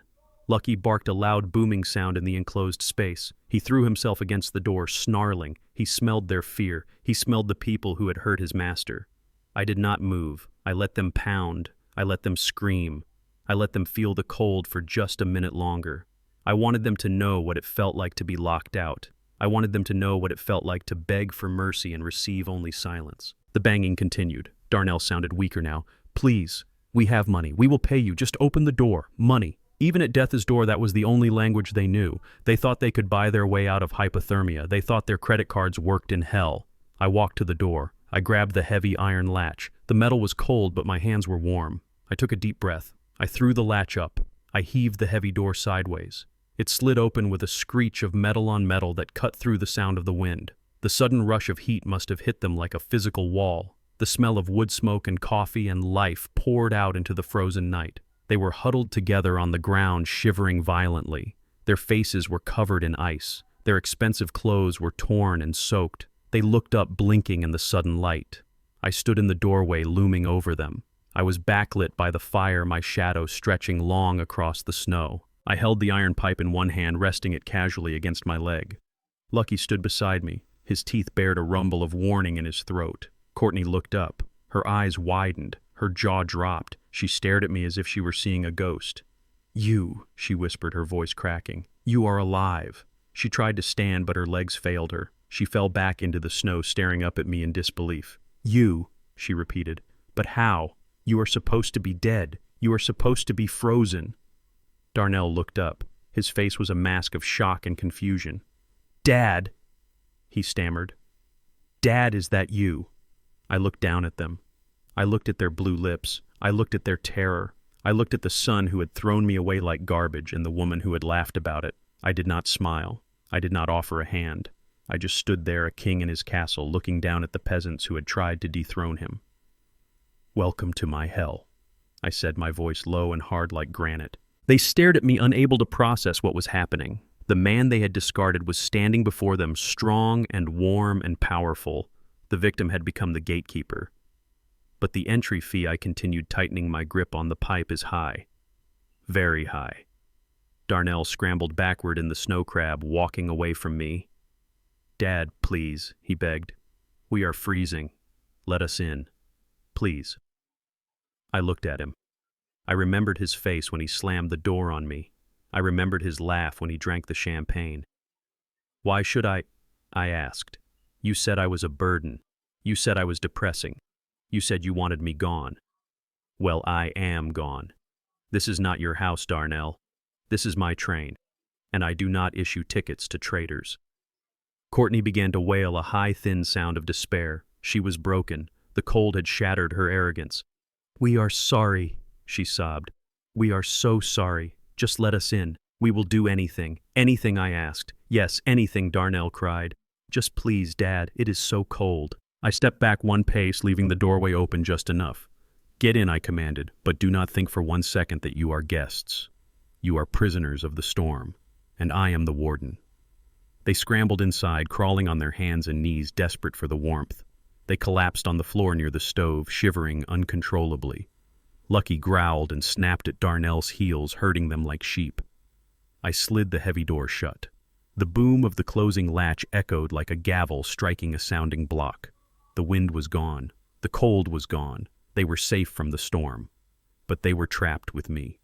And as I turned to face them, the firelight reflecting in my eyes, I knew that for Darnell and Courtney, the real storm had just begun.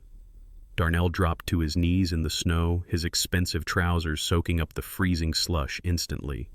He looked up at me with eyes that were red-rimmed and terrified. The arrogance was gone. The swagger of the man who drove a BMW and drank champagne while I froze was gone. In his place was a child, a scared, broken child who had realized that money could not stop the wind. "Dad, please," He chattered his teeth, clicking together so hard I thought they might crack. "Please let us in. Courtney is not moving. She is turning blue. She is going to die out here." "Please, Dad. I am your son." I looked at Courtney.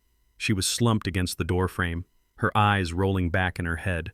Her skin was the color of old parchment, pale and waxy. Her lips were a dark, violent purple. The expensive makeup she wore was smeared across her face like a mask that was melting. She did not look like the woman who had laughed at me. She looked like a corpse that had not yet stopped breathing. I gripped the iron pipe in my hand. My knuckles were white. Every instinct in my body screamed at me to slam the door, to slide the heavy steel shut and lock the bar, to let the storm finish what they had started. They had sentenced me to death without a second thought. Why should I grant them a reprieve? Why should I share my heat, my wood, my food with the people who stole everything I ever worked for? I looked at Darnell. I saw the snot running from his nose, freezing on his upper lip. I saw the way his hands shook uncontrollably. And in that moment, I hated myself. I hated myself because I knew I could not do it. I was not them. I was Caleb Freeman. I was a man who built things. I was not a man who destroyed his own blood, no matter how poisoned that blood had become. I stepped back. I lowered the pipe, but I did not drop it. "Get in," I said, my voice flat and hard like a sheet of ice. Darnell sobbed, a sound of pure relief. He grabbed Courtney by the arm and dragged her over the threshold. They tumbled onto the wooden floor of the boxcar, collapsing in a heap of wet fur and designer wool. I slammed the door shut. I dropped the heavy locking bar into place with a clang that echoed through the small space. The wind was cut off, instantly replaced by the roar of the fire in the oil drum and the heavy breathing of the two intruders. Darnell tried to crawl toward the stove, toward the glowing red metal that promised salvation. "Stop," I commanded. He froze, looking up at me. "Do not get comfortable," I said, pointing with the pipe to the far corner of the car near the door. "That is your spot. You sit there. You do not come near my stove. You do not come near my bed. You do not touch my supplies." "But Dad, it is cold over there," Darnell whined. "It is warmer than outside," I snapped. "Take it or get out." He looked at the door, then back at me. He nodded slowly. He dragged Courtney to the corner I had indicated. It was the draftiest part of the car, where the cold air seeped in through the cracks I had not yet sealed perfectly, but it was still 50 degrees warmer than the hell outside. They huddled together, shivering violently, their wet clothes steaming slightly in the warmer air. I watched them for a moment, making sure they were staying put. Lucky sat beside me, his muscles tense, his eyes fixed on Darnell. He let out a low rumble, a warning that he was ready to attack if I gave the word. "Good boy," I whispered, patting his head. "Watch them." I turned my back on them and went to the stove. I needed to establish the order of things. I needed them to understand that in this boxcar, the laws of the outside world did not apply. Here I was the king, and they were the beggars. I picked up my metal pot. It was bubbling on top of the oil drum, filled with a thick gruel of rice and beans. It smelled savory and rich in the confined space. I stirred it with a wooden spoon, scraping the bottom to keep it from burning. I could hear Darnell sniffing the air. I could hear his stomach growl, a loud, guttural sound of hunger. He had not eaten since their party platters ran out. He was starving. I took a tin bowl, my only bowl. I ladled a generous portion of the steaming mixture into it. I blew on it gently, cooling it down. Then I walked over to where Lucky was sitting. I placed the bowl on the floor in front of him. "Eat up, Lucky," I said loud enough for them to hear. "You earned it." Lucky did not hesitate. He buried his muzzle in the bowl, eating with loud, enthusiastic slurps. I heard a gasp from the corner. I looked over. Darnell was staring at the dog, his eyes wide with disbelief. He swallowed hard, his Adam S. apple bobbing in his throat. He watched the dog eat the food that he wanted. He watched a stray animal enjoying a hot meal while he sat shivering in his wet designer coat. "Dad," Darnell whispered, his voice cracking. "Dad, we have not eaten in 2 days. Please." I ignored him. I waited until Lucky had licked the bowl clean, until every grain of rice was gone. Then I picked up the bowl. I did not wash it. I walked back to the pot. I ladled another scoop of rice and beans into the bowl. This time I added more water from my reserve jug, making it thin and soupy. It was a watery gruel, mostly broth and a few floating beans. I walked over to the corner. I stood over them, casting a long shadow in the firelight. Courtney had opened her eyes. She looked dazed, but she was focused on the bowl in my hand. Her survival instinct was cutting through her arrogance. "Here," I said, extending the bowl. "Share it." Darnell reached for it, his hands trembling. He looked like he was about to cry with gratitude. But before he could take it, Courtney slapped his hand away. She looked at the bowl. She looked at the dog who was licking his chops. She looked at me. "Are you joking?" She rasped, her voice weak but filled with venom. "You expect me to eat that? You just fed the dog from that bowl. You did not even clean it." "It is food, Courtney," I said calmly. "It is hot. It will keep you alive." "It is dog food," she spat, curling her lip in disgust. "I am not eating dog food. I am not an animal.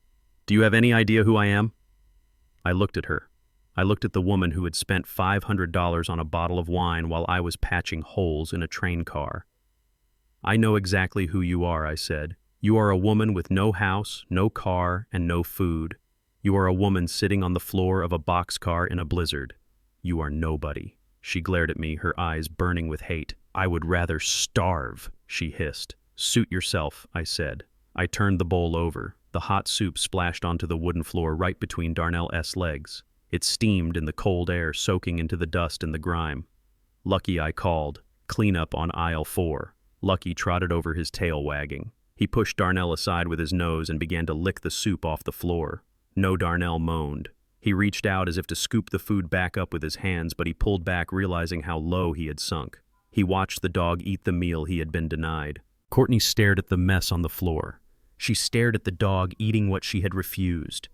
And then the reality of her situation finally broke through her pride. Her face crumbled. She put her hands over her face and began to sob. Not the fake tears she used to manipulate Darnell. These were ugly, guttural sobs of hunger and regret. "You are a monster," she cried. "How can you do this?" "I did not do this," I said, stepping back to the warmth of the stove. "You did. You chose this. Remember." I sat down on my crate, my back to the fire. I poured myself a cup of coffee. I watched them. They were broken. They were cold. They were hungry. But they were still lying. I could feel it. The truth was still buried under layers of deceit, and I was going to dig it out. "So, Darnell," I said, taking a sip of coffee, "while we are all cozy here, let us talk about business. Let us talk about those loan sharks." Darnell stiffened. He wiped his nose on his sleeve. He would not look at me. "Dad, not now," he mumbled. "We are tired." "No, Darnell, now is the perfect time," I said. "The storm is going to last for days. We have nothing but time. Tell me about the debt. Tell me about the men who are going to hurt Courtney. Tell me why my $500,000 was not enough to keep you in your house." He shifted uncomfortably, shifting his gaze to the dark corners of the car. "It is complicated, Dad. The interest rates were high. They took the money, but they added fees. It is hard to explain. You would not understand how these people work." "I understand perfectly," I said. "I understand math, Darnell. I understand that $500,000 pays off a lot of debt, unless the debt never existed." He looked up, then his eyes wide with feigned shock. "Of course it existed. Do you think I would lie to you about that? Do you think I would take your house for no reason?" "Yes," I said simply. "Yes, I do." I reached into the pocket of my coveralls. I pulled out my old, cracked smartphone. I had charged it with a small solar panel I had rigged in the window before the storm hit. I tapped the screen. I found the file, the recording I had made 3 days ago at the gas station. "I remembered you guys stopped for gas," I said. "Nice car, by the way. The BMW X5. Very stylish. Hard to afford when you are paying off loan sharks, though, isn't it?" "What are you talking about?" Darnell asked, his voice rising in panic. "We never saw you at the gas station." "No, you didn't," I said. "You were too busy throwing coffee on the bum by the pump. You were too busy laughing." I held the phone up. I pressed play. The sound was tinny but clear in the silence of the boxcar. The wind howled outside, providing a backing track to their betrayal. Courtney's voice filled the room. "Yes, Mom, it is finally done. Oh, don't worry about him. Darnell kicked him out 2 days ago. He didn't have any money left anyway. We drained the house fund. Darnell told him it was for loan sharks." Can you believe he fell for that? The old fool actually believed Darnell was in trouble? There were no debts. We just used the cash to pay off the condo downtown and buy the car. It was too easy. I let the recording play to the end. I let them hear their own laughter. I let them hear the sound of the car door slamming. Silence returned to the boxcar, heavy, suffocating. Darnell's face had gone from pale to a sickly gray. He opened his mouth, but no sound came out. He looked at Courtney, then at me, then at the floor. He was caught. There was no wiggle room, no spin. It was his voice, his wife, his crime. I stood up. I walked over to them. I loomed over them, the fire casting my shadow across their faces. Lone sharks. I said, my voice quiet and dangerous. You looked me in the eye. You cried. You begged. You told me you were going to die. And I sold the home your mother and I built. I sold her memory. For a lie. For a car. Darnell shrank back, pressing himself against the freezing steel wall. Dad, I can explain. It wasn't like that. We needed a start. We needed capital. I was going to pay you back. I swear. Shut up, I roared. My voice echoed off the metal walls. Lucky barked a sharp warning sound. Do not lie to me anymore. Not one more word. You stole from me. You left me for dead. Courtney suddenly sat up straight. She wiped the tears from her face. Her expression hardened. The fear was gone, replaced by a cold, vicious anger. So what, she screamed. I looked at her, surprised by her outburst. So what, she repeated, screaming over the wind. So we took the money. You are old. You are 70 years old. What were you going to do with it? Buy more flannel shirts, sit on your porch and rot. She struggled to her feet, using the wall for support. She stood there swaying in her ruined boots, pointing a shaking finger at me. That money was wasted on you. We are young. We have lives to live. We have potential. You were just sitting on a pile of cash waiting to die. It was going to be ours anyway. Why should we wait 10 years for you to kick the bucket? Why should we wait while you spend our inheritance on medical bills and bingo? Courtney Darnell whispered, horrified by her honesty. Shut up. No, she yelled, turning on him. I am tired of pretending. Look at him, Darnell. Look at where he lives. He belongs in a boxcar. He is a peasant. We did him a favor. We took the burden of wealth away from him. We used it to enjoy life, and we would be enjoying it right now if this stupid storm hadn't happened. She turned back to me, her eyes wild. You are selfish. That is what you are. You should have given us that money willingly. You should have wanted us to have the best. But no, we had to trick you. We had to play games, because you are a stingy, bitter old man who thinks he is going to live forever. Well, guess what? You are not. And when you die, we will get whatever is left. So go ahead, play your recording, judge us, but do not pretend you are some kind of saint. You are just a miser who got outsmarted. I stared at her. I stared at the pure, unfiltered greed standing before me. She did not feel guilt. She felt entitled. She believed with every fiber of her being that my life, my work, my sacrifice belonged to her simply because she existed. I looked at Darnell. He wasn't arguing with her. He was looking down, ashamed maybe, but not disagreeing.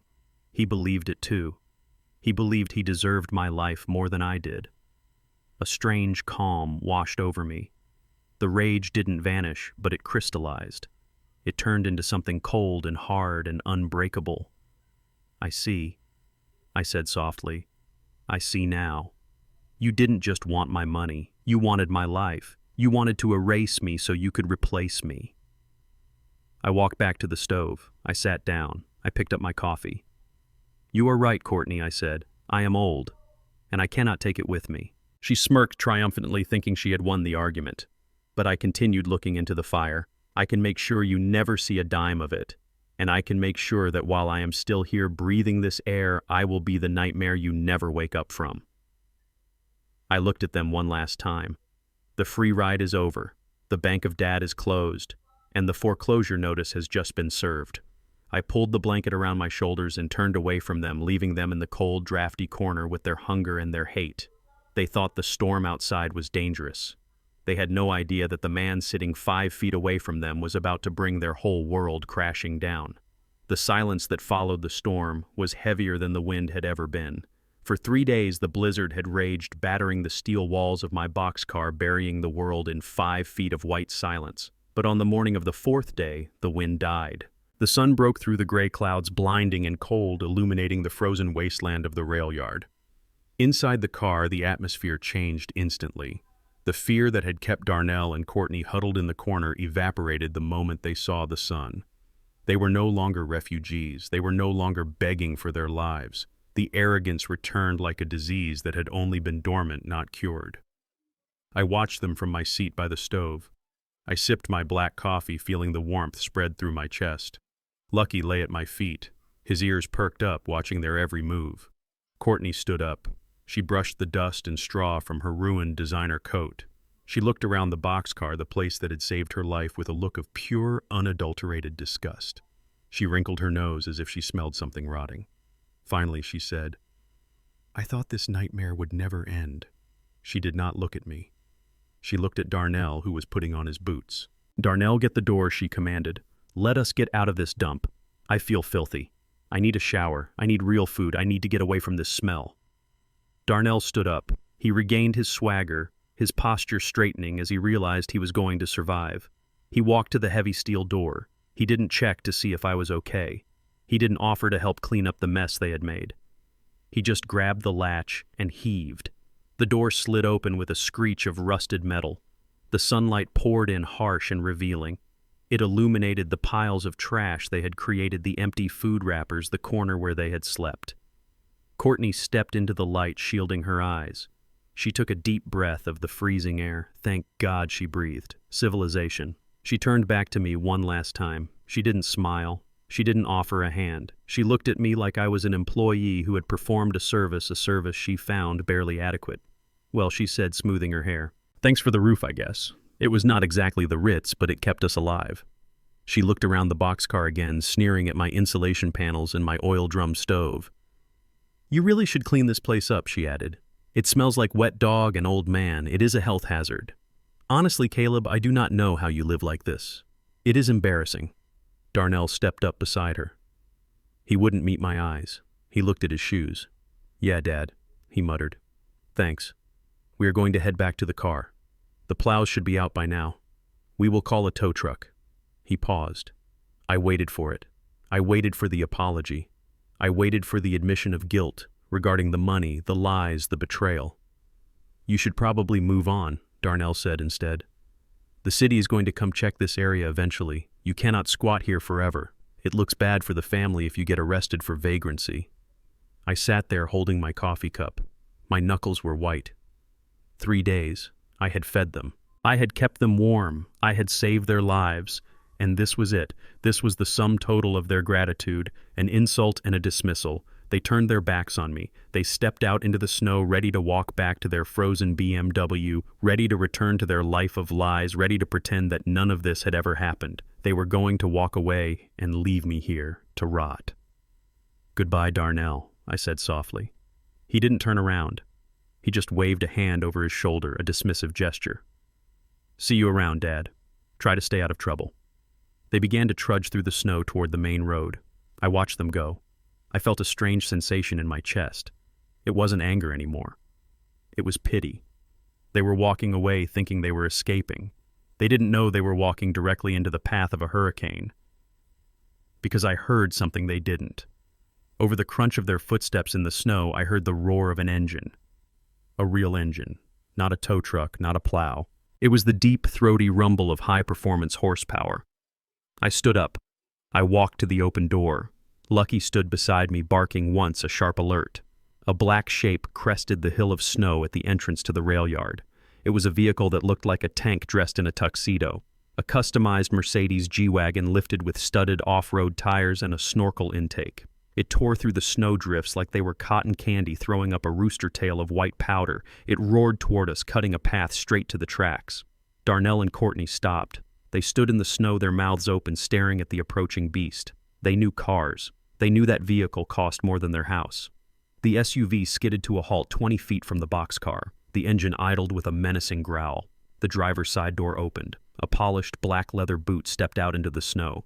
Then a leg in charcoal gray wool trousers. Then the man himself, Saul Ross. He was 75 years old, but he looked like he was carved out of granite. He wore a cashmere overcoat that cost $5,000. He had a silk scarf wrapped around his neck and leather gloves. He held a thick leather briefcase in his hand. He had a face that had terrified judges and destroyed CEOs for 40 years. He was the most feared litigator in the state. He adjusted his rimless glasses and looked around the yard, his eyes scanning the debris, the snow, and finally landing on me, standing in the doorway of the boxcar. Darnell gasped. He grabbed Courtney's arm. "Oh my God," he whispered loud enough for me to hear. "That is Saul Ross." Courtney looked confused. "Who?" "Saul Ross," Darnell hissed. "The shark. He sued the mayor last year and won. He represents the biggest developers in the country. What is he doing here?" Darnell's mind started racing. I could see the gears turning. He thought Ross was here for him. He thought maybe the creditors had sent a high-powered lawyer. Or maybe Ross was lost and needed help. This was Darnell's chance to network. This was his chance to rub elbows with power. Darnell stepped forward, putting on his best business smile, the one he used to con people out of their money. He smoothed his dirty coat. "Mr. Ross," he called out, waving his hand. "Mr. Ross, over here." Saul Ross turned his head slowly. He looked at Darnell. He looked him up and down, taking in the torn coat, the desperate smile, the aura of failure. He looked at him like he was a bug on a windshield. "Mr. Ross," Darnell continued, walking toward him. "I am Darnell Freeman. I work in finance. I have followed your cases for years. Are you lost? Do you need directions? My wife and I just had a little car trouble, but we can help you out." He extended his hand, expecting a shake, expecting recognition. Saul Ross did not break stride. He walked right past Darnell as if he were a ghost. He did not shake his hand. He did not even acknowledge his existence. He walked straight through the snow toward the boxcar, toward the man in the dirty coveralls holding a tin cup. Darnell stood there, his hand extended, shaking in the cold, his smile freezing on his face. He turned, watching in confusion as the most powerful lawyer in the city approached his homeless father. Mr. Ross stopped at the foot of the boxcar. He looked up at me. He smiled. It was a rare smile, genuine and warm. "Mr. Freeman," he said, his voice deep and resonant. "I received your email. It is good to see you again, Caleb. It has been a long time since the union days." I nodded, stepping down from the car. I wiped my hand on my pants and extended it. "Hello, Saul. Thank you for coming. The roads must be bad." "For you, Caleb, I would drive through hell," Saul said, shaking my hand firmly. "Besides, this beast can handle a little powder." Darnell ran up behind him, panting slightly. "Wait, Mr. Ross. You know him. You know my dad." Saul Ross turned slowly. He looked at Darnell with an expression of mild annoyance, as if a fly was buzzing in his ear. "Your dad?" he asked, raising an eyebrow. "You mean Mr. Caleb Freeman?" "My client." Client Darnell stammered. But he has no money. He is broke. He lives in a boxcar. Why would you represent him?" Saul laughed. A dry, humorless sound. "Broke. That is a matter of perspective, young man. And frankly, it is none of your business." He turned his back on Darnell again, dismissing him completely. He looked at me. "Caleb, shall we discuss business? It is freezing out here, and I believe you have something to show me." "Come inside, Saul," I said. "The coffee is hot." I ushered the lawyer into my humble home. Darnell and Courtney stood outside in the snow, stunned, silent, and starting to get cold again. "You two," I called out. "You can come in, but stand in the corner and be quiet. Grown-ups are talking." They shuffled back inside, their confusion turning into a palpable fear. They sensed a shift in the universe. They sensed that the ground was shifting beneath their feet, but they did not know why. Saul Ross sat on a crate near the stove. He didn't seem to mind the rough accommodations. He opened his briefcase on his lap. He pulled out a thick file folder. He pulled out a pair of reading glasses. I reached into the hidden compartment in the floor. I pulled out Big Mike's leather satchel. I handed the yellowed papers to Saul. "Here's the original deed," I said, "and the transfer documents from '98, and the survivor clause." Saul took them. He examined them carefully, humming to himself. He checked the dates. He checked the signatures. He cross-referenced them with the documents in his own file. Darnell and Courtney watched from the corner. They were whispering to each other. "What is going on?" Courtney hissed. "What deed? What is he talking about?" "I don't know," Darnell whispered back. "Maybe he owns the train car. Maybe he's getting sued for squatting." Saul looked up. He took off his glasses. He looked at me, his eyes twinkling. "It is ironclad, Caleb," he said. "The chain of custody is unbroken. The liquidation trust was explicit. Upon the death or forfeiture of the other 6 members, the remaining assets revert to the sole survivor. You are the sole survivor." "And the zoning?" I asked. Saul tapped the file on his lap. "Approved yesterday. The city council voted unanimously. The Metro Green Line hub. They need this land, Caleb. They need it bad. They cannot build around it. It is the keystone of the entire transit project. He paused for effect. He looked over at Darnell and Courtney, making sure they were listening. I took the liberty of contacting the city comptroller this morning after I verified your claim on the county database. They were panicked. They thought the land was state property. When I told them it was private and represented by my firm, they immediately opened negotiations. He pulled a document from his file. It was a formal offer letter on city letterhead. So what is it worth? Darnell asked, his voice trembling. He couldn't help himself. The smell of money was in the air and he was an addict. Is the land worth something? Like $10,000. Saul Ross turned to Darnell. He smiled a shark's smile. $10,000, he repeated. No, young man, not 10,000. He turned back to me. Caleb, the initial opening offer from the city for the 16 acres of Parcel B9 plus the urgency premium to vacate immediately is $8.2 million. The silence in the boxcar was absolute. The fire crackled, the wind hummed outside, but inside time had stopped. Darnell's jaw literally dropped, his mouth hung open, his eyes bugged out of his head. He looked like he had been hit in the face with a shovel. Courtney let out a strangled sound, a gasp that turned into a choke. She grabbed Darnell's arm to steady herself. Her knees buckled. 8, she whispered. 8 million. 8.2 million, Saul corrected. And that is just the opening bid. I believe we can get them to 10 if we push for the mineral rights and the environmental impact inconvenience fee. I looked at Darnell. I looked at the son who had kicked me out for being a burden. I looked at the son who had stolen $500,000 and thought he was rich. I took a sip of my coffee. 10 sounds good, Saul, I said calmly. Let us push for 10. Darnell fell to his knees. He crawled forward, ignoring my rule about staying in the corner. Dad, he breathed. Dad, is this real? You are a millionaire. I looked at him. I looked at the greed flooding back into his eyes, replacing the fear, replacing the cold. He was already calculating. He was already spending it. I said. Oh my God, Dad. Darnell cried, tears of joy streaming down his face. We are rich, we are saved, we can pay off everything, we can buy a new house, we can start over. He reached out to hug me. I stood up. I held out the iron pipe, blocking him. I asked. Darnell stopped. He looked confused. Yeah. Us. The family. You and me and Courtney. We can take care of you, Dad. We can move you into a penthouse. We can manage the money for you. You do not have to worry about anything. Courtney rushed forward, pushing Darnell aside. Dad, she said, her voice dripping with sudden fake sweetness. Oh, Dad, this is amazing. We knew you were special. We knew it. We can help you. You need someone to handle the investments. Darnell is great with finance. We can be a family again. I looked at them. I looked at the vultures circling the carcass before it was even dead. They thought the money erased the past. They thought $8 million bought forgiveness. They thought I was the same stupid old man they had tricked a month ago. I looked at Saul Ross. He was watching them with disgust. Saul, I said, who owns this land? You do, Caleb, he replied.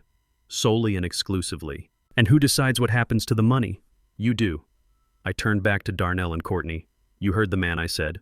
I decide. Darnell smiled a desperate, hopeful smile. Right, Dad. And you want to help your family. You want to help your son.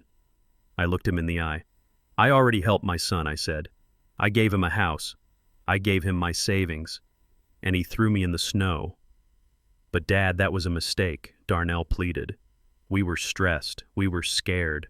We love you. I laughed. It was a cold, hard sound. You love me now, I said. You love me because I am worth $8 million. 10 minutes ago, I was smelly and embarrassing. 10 minutes ago, you told me to clean up my mess. I turned to Saul. Saul, do you have the other papers I asked for, the ones we discussed on the phone? Saul nodded. He reached into his briefcase. He pulled out a thick, stapled document. Right here, Caleb. The transfer of assets and liability agreement. I took the papers. I threw them on the floor in front of Darnell. Pick it up, I said. Darnell grabbed the papers. He scanned them frantically. "What is this?" he asked. "It is an agreement," I said. "I am willing to share the wealth. I am willing to give you access to the trust." Darnell's eyes lit up. He didn't read the fine print. He didn't read the clauses. He just heard share. "Really, Dad? You mean it?" "Yes," I said. "But you have to sign. Right now. Both of you. It transfers management of the family assets to a joint account. It secures your future." Courtney grabbed a pen from her purse. She didn't even look at the pages. "Where do we sign?" she asked, breathless. "Page 4 and page 10. They signed. They signed so fast the pen almost tore the paper. They signed away their lives thinking they were signing a winning lottery ticket. Saul took the papers back. He checked the signatures. He notarized them with a stamp from his briefcase. He closed the folder. "Congratulations," he said, his voice dry. "It is done." Darnell stood up beaming. "So when do we get the check?" he asked. "When does the money hit the account?" I looked at him. I sat back down. "There is no check for you, Darnell," I said.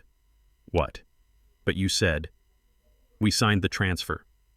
I looked at Saul. "Tell them, Saul." Saul stood up. He loomed over Darnell.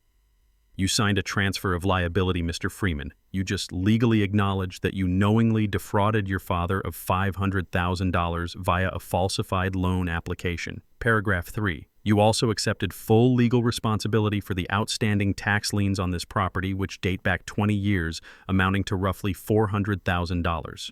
Paragraph 5. Darnell went white. What he whispered. And Saul continued relentlessly. Paragraph 7. You agreed to collateralize your existing assets, specifically the property at 42 Oakwood Lane and the 2024 BMW X5, to satisfy these debts immediately. In exchange, Mr. Freeman here agrees not to press criminal charges for elder abuse and fraud. Saul snapped the briefcase shut. Basically, son, you just gave me your house and your car to pay me back for what you stole, I said. And you agreed to pay the taxes on my $8 million. Darnell looked at the papers in Saul's hand. He looked at me. He looked at Courtney. Courtney screamed, "You tricked us. You cannot do this. You tricked me," I said. "I just balanced the books." I stood up. "Now get out of my boxcar and leave the keys to the BMW. It belongs to me now." They stood there frozen in horror, realizing that the storm had not just passed.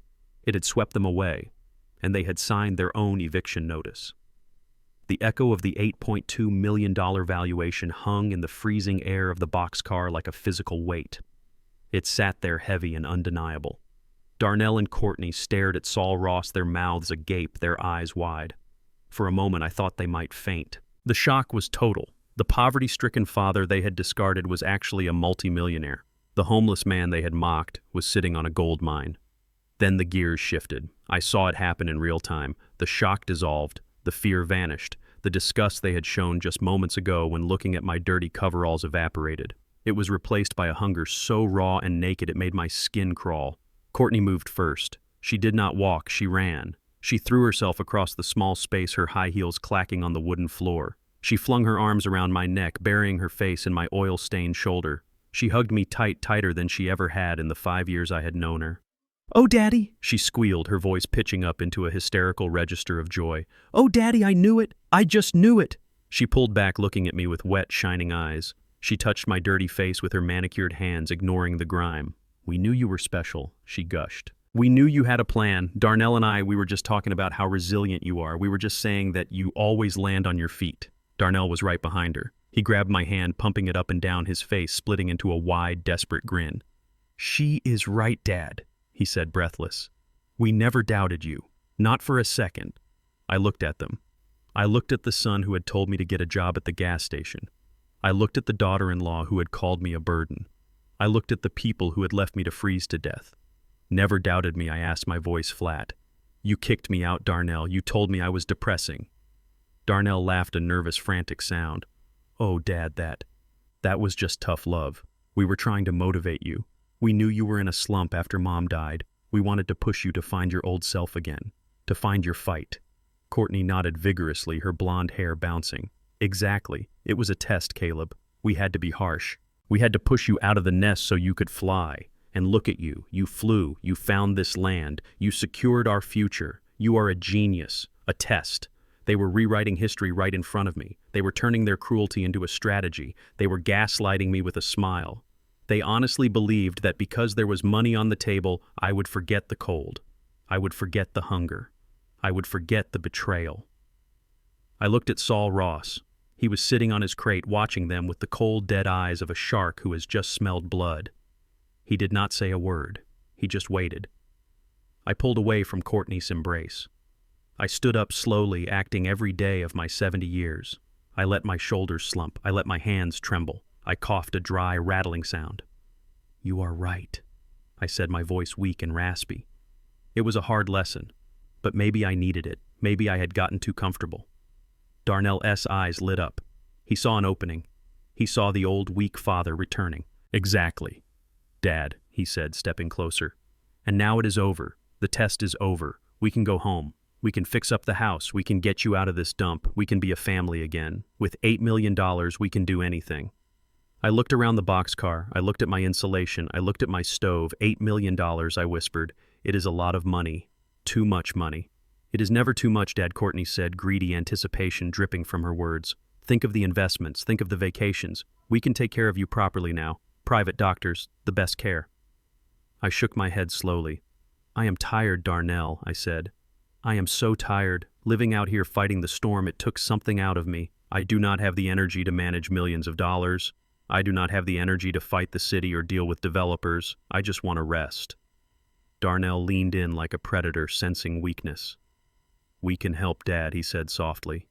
"That is what family is for. Courtney and I, we can handle the heavy lifting. I know finance. I know real estate. I can manage the trust for you. You will not have to lift a finger. You just sign the papers, and we will take care of everything. You can just retire. For real this time." I looked at him. I looked at the desperation in his eyes. He wanted control. He wanted his hands on the wheel. "You would do that for me?" I asked. "You would take on the burden of all this wealth?" "Of course, Dad," Darnell said. "It is the least I can do." I looked at Saul. "Saul," I said, "I think my son is right. I am too old for this. I want to transfer the management of the assets. I want to give them control." Saul Ross did not blink. He did not smile. He simply nodded. "If that is your wish, Caleb," he said, his voice professional and grave. "I have the documents prepared. We anticipated that you might want to structure the estate this way." He opened his briefcase again. He pulled out a thick document bound in blue legal covers. It was heavy. It looked official. It looked expensive. "This is the transfer of primary responsibility and asset control agreement," Saul explained, placing it on the crate that served as a table. "It grants full legal authority over the Freeman estate to the signatories. It also transfers all associated liabilities and obligations to the new managers effective immediately." Darnell did not hear the word liabilities. He only heard asset control. He only heard control. He snatched the pen from Saul's hand. "Where do we sign?" he asked, his hand shaking with excitement. Saul opened the document to the last page. He pointed to 2 blank lines at the bottom. "Right here, Mr. Freeman, and Mrs. Freeman below." Darnell bent over the paper. He did not read a single word of the dense legal text above the signature line. He did not ask about the clauses. He did not ask about the terms. He just saw $8 million and a pen. He signed his name with a flourish, Darnell Freeman, L. He handed the pen to Courtney. She was practically vibrating. She signed her name quickly, her signature looping and large. Courtney Freeman. They stood up beaming. They looked at each other. They looked at me. They thought they had just won the lottery. They thought they had just scammed the old man one last time. "There," Darnell said, clapping his hands. "It is done. Do not worry about a thing, Dad. We have got this. We are going to build an empire." I watched them. I watched the joy on their faces.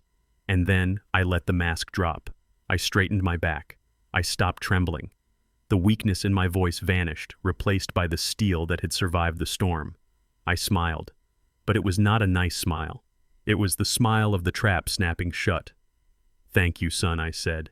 "Thank you for taking this burden off my shoulders." Saul Ross stood up. He picked up the document. He blew on the ink to dry it. He closed the blue cover with a sharp snap. "Congratulations," he said, his voice dropping an octave, losing all warmth. "You have just executed a binding legal contract." Darnell smiled. "Thank you, Mr. Ross. When do the funds become available?" Saul ignored him. He turned to me. Caleb, the transfer is complete. The fake tax liens and the debt assumption clauses are now legally binding on Darnell and Courtney Freeman. Their personal assets are now fully collateralized against the obligations of the estate. Darnell's smile faltered. What he asked. What did you say? Fake tax liens. I stepped forward. I looked Darnell in the eye. You did not read the contract, did you, son? I asked softly. Darnell looked at the blue folder in Saul's hand. Read it. It is just a standard transfer. Right? Saul opened the folder again. He flipped to page 4, paragraph 4. Saul read aloud, his voice crisp and clear in the silent boxcar. The signatories acknowledge and accept full personal liability for all outstanding debts associated with Parcel B9. These debts include but are not limited to 20 years of unpaid industrial waste disposal fees and municipal property taxes totaling $450,000. Darnell's face went white. $400,000, he whispered. But Dad, you said the land was worth $8 million. You said the city was buying it. I did, I said. And they are. But the city deducts the liens before they pay. And here is the kicker, son. Those liens, they are not real. Not in the way you think. Saul flipped to page 7, paragraph 7.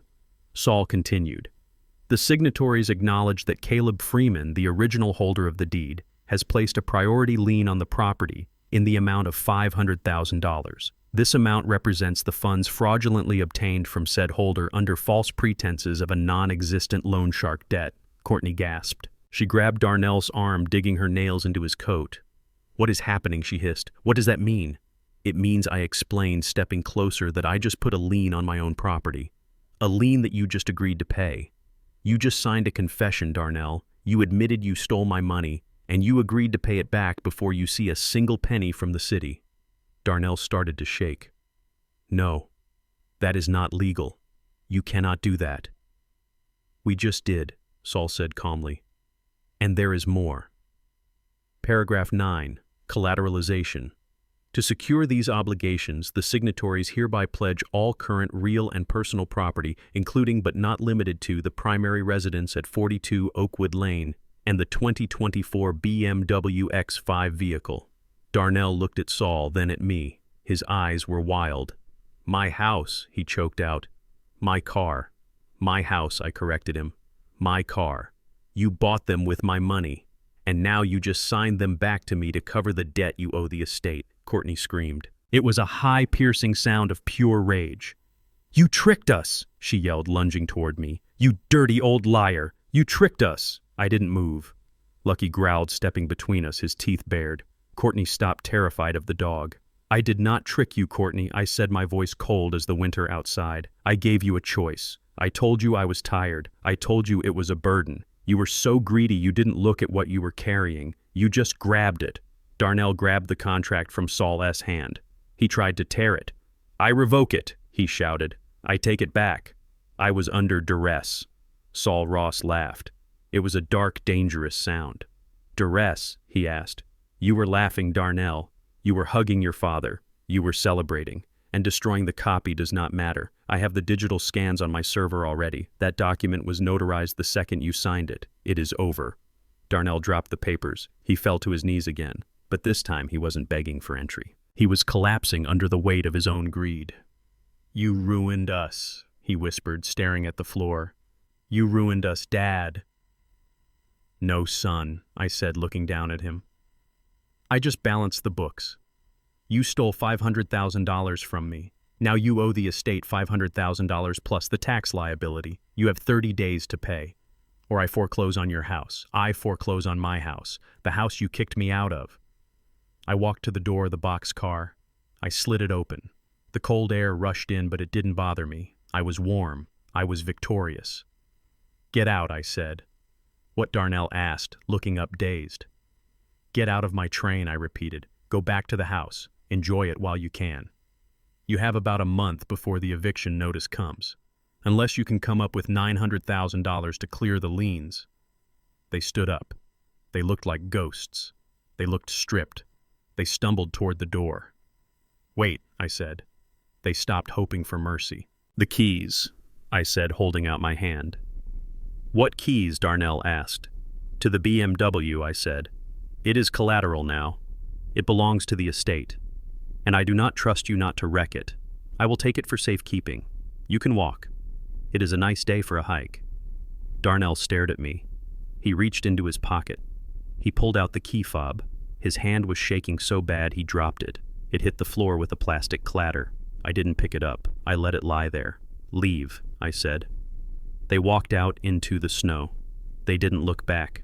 They started the long walk toward the main road, two broken people in ruined designer clothes walking away from a fortune they had held in their hands and lost because they couldn't be bothered to read the fine print. I watched them go.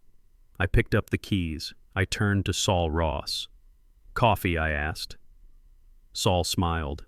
"Black, please, Caleb. And then let us talk about that eco park. I think we can get them up to 12 million.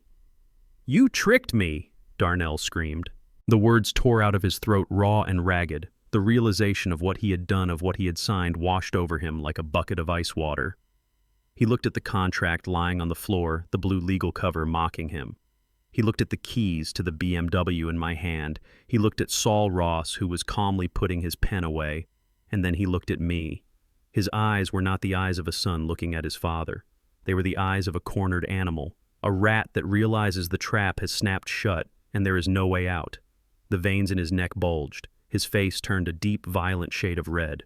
The greed that had fueled him for years, the arrogance that allowed him to throw me into a blizzard, it all boiled over into pure, unadulterated rage. "Give it back," he roared. "Give me back my life, you old thief." He lunged. He didn't think. He didn't calculate. He just reacted. He threw himself at me, his hands reaching for my throat, his fingers curled into claws. He wanted to hurt me. He wanted to silence the man who had just outsmarted him. He forgot that I was a railroad man. He forgot that I had spent my life swinging hammers and moving steel. But he also forgot something else. He forgot about Lucky. The dog had been watching him.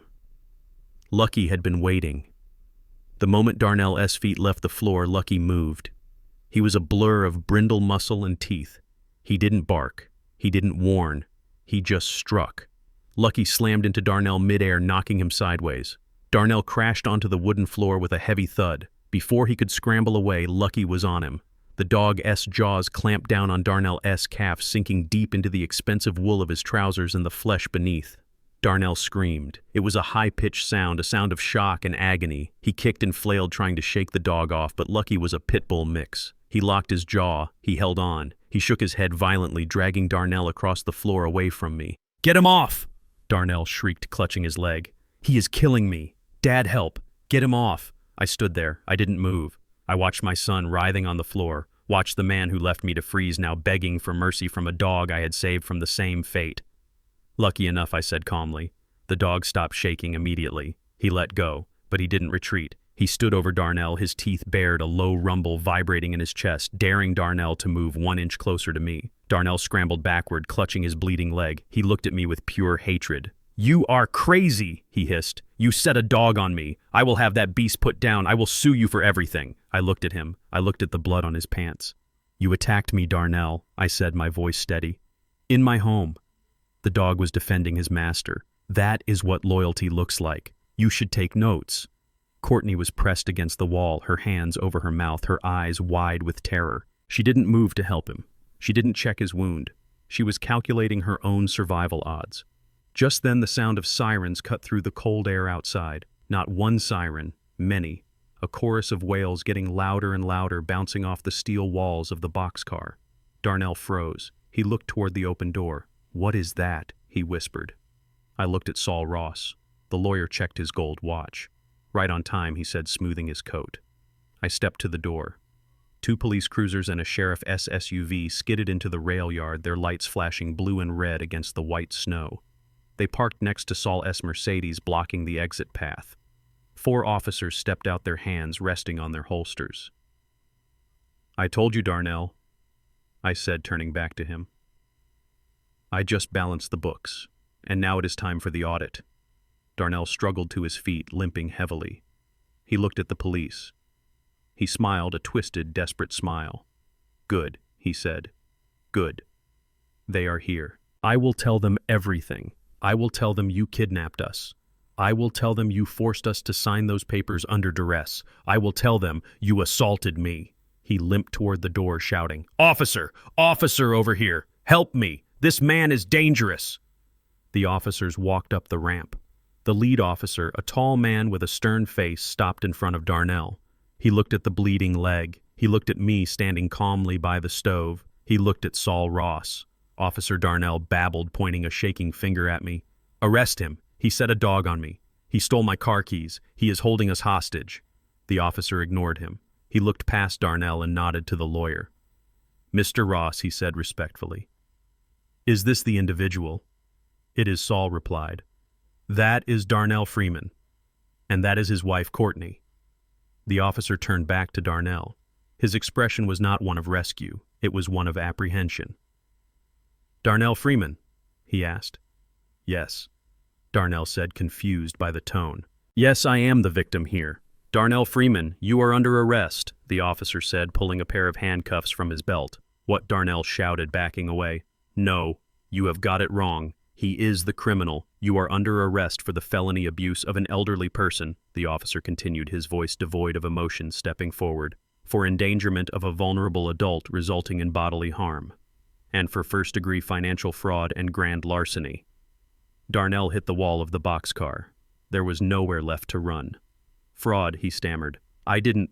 That is a lie." "We have the affidavits from your father," the officer said.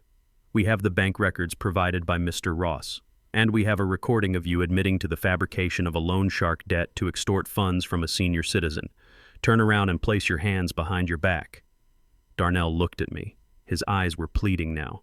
The rage was gone, replaced by the terrifying reality of consequences. "Dad, tell them.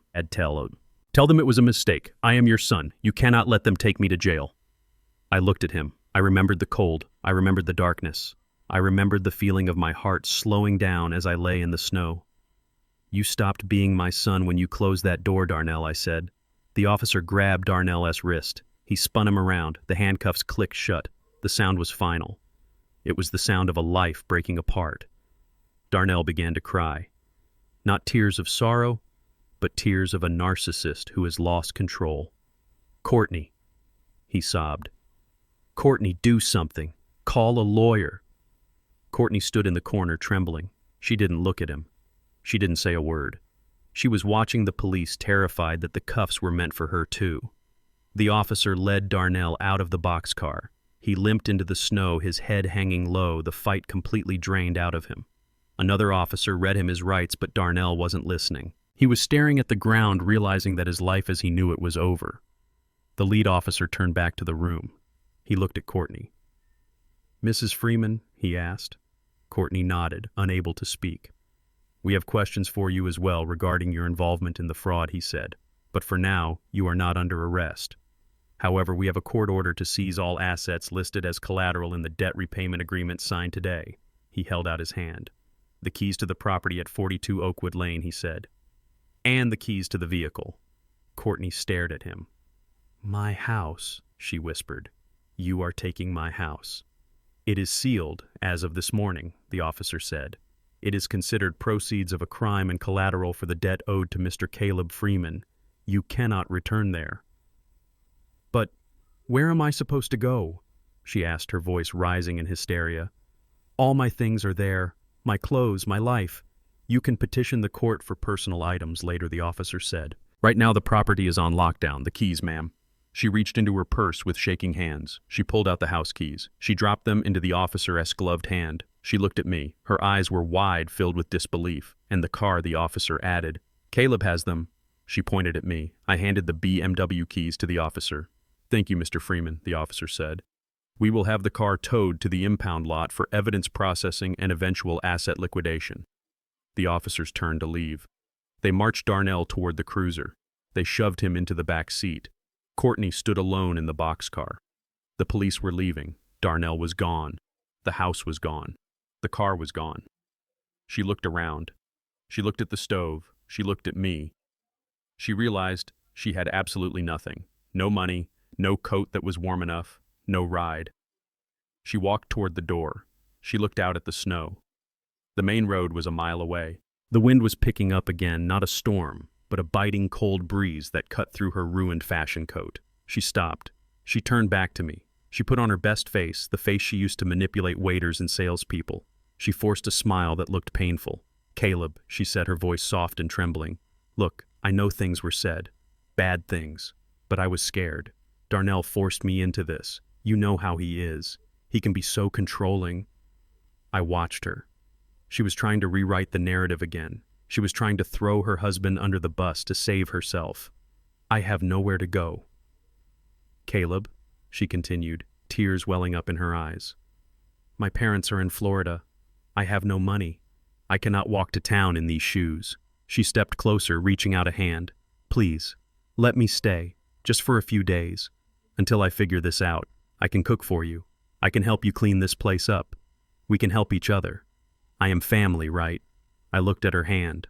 I looked at her face. I saw the woman who had complained about the smell of my home. I saw the woman who had refused to eat the food I offered. "You are right, Courtney," I said. "You are right about one thing." She smiled, hopeful. "What is that?" "You said this place smells like wet dog and old man," I said. "You said it was a dump.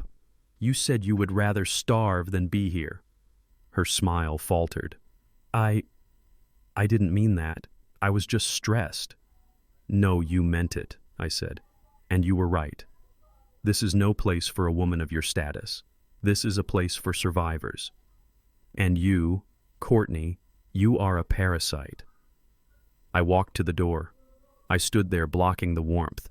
"You said I was a burden." I continued. "You said I needed to move on. Well, I am moving on. I am moving on to a life without you in it." "But Caleb," she begged, falling to her knees. "Please, I will die out there." "You won't die," I said. "It is only 20 degrees today. It is a heat wave compared to last week. You have legs. Start walking." I pointed to the open expanse of snow. "The walk will do you good. It will give you time to think. Time to think about the difference between a house and a home. Time to think about the cost of greed. Get out." She stared at me. She saw the stone in my eyes. She realized that the well had run dry. There was no more pity, no more second chances. She stood up. She wrapped her torn coat around herself. She glared at me one last time, a look of pure hatred. "I hope you rot in this box," she spat. I smiled. "I am already home, Courtney. You are the one who is homeless." She turned and walked out into the snow. She stumbled in her high heels. She fell. She got up. She kept walking, a small dark figure trudging toward a horizon that held nothing for her. I watched her go until she was just a speck in the distance. Then I grabbed the heavy steel door. I pulled it shut. The latch clicked into place. I was alone. I was safe. And for the first time in a long time, I was free. The check for $8.2 million sat on the mahogany conference table. It was a slip of paper that weighed less than a feather, but it carried the weight of a lifetime of labor. Across from me sat a team of developers in Italian suits. They were smiling the way wolves smile at a lamb. They had blueprints spread out in front of them, renderings of glass towers and luxury condominiums. They talked about maximizing square footage and return on investment. They talked about gentrification as if it were a religion. I picked up the check. I looked at the zeros. I thought about Darnell. I thought about how he would have snatched this paper and run to the nearest car dealership. I thought about the cold nights in the boxcar. I thought about the burger I ate from the dumpster. I put the check back down. I slid it toward Saul Ross. "Put it in the trust, Saul," I said. The lead developer, a man named Sterling, leaned forward. "Excellent decision, Mr. Freeman," he said. "With that capital, we can break ground on the Freeman Towers in the spring. Luxury suites, rooftop pools. It will be the jewel of the district." I looked at him. I looked at his soft hands. "No," I said. Sterling blinked. "Excuse me." "No towers," I said. "No luxury suites. No pools." I reached into my jacket pocket. I pulled out a piece of paper. It was not a blueprint. It was a sketch I had drawn on the back of a cardboard box during the nights in the train car. It was rough. It was ugly. But it was real. "This is what we are building," I said, slamming the cardboard onto the polished wood. Sterling looked at it. He frowned. "Mr. Freeman, this looks like low-income housing." "It is not low income," I corrected him. "It is dignity housing." I stood up. I walked to the window overlooking the city. I spent 40 years building this country, I said. I laid the tracks that carried the steel. I drove the engines that carried the grain. And when I got old, I was thrown away. I was left to freeze because I was no longer useful. I turned back to the room. There are thousands of men and women out there just like me, veterans who fought for this country, teachers who taught your children, engineers who built your bridges. They are invisible. They are sleeping in shelters. They are eating out of garbage cans. They are freezing in the dark. I pointed a calloused finger at the cardboard sketch. We are going to build a sanctuary, small, efficient units, high-quality insulation, solar power, a community garden, a medical clinic on site, and it will be for them, for the elderly, for the veterans, for the people the world forgot.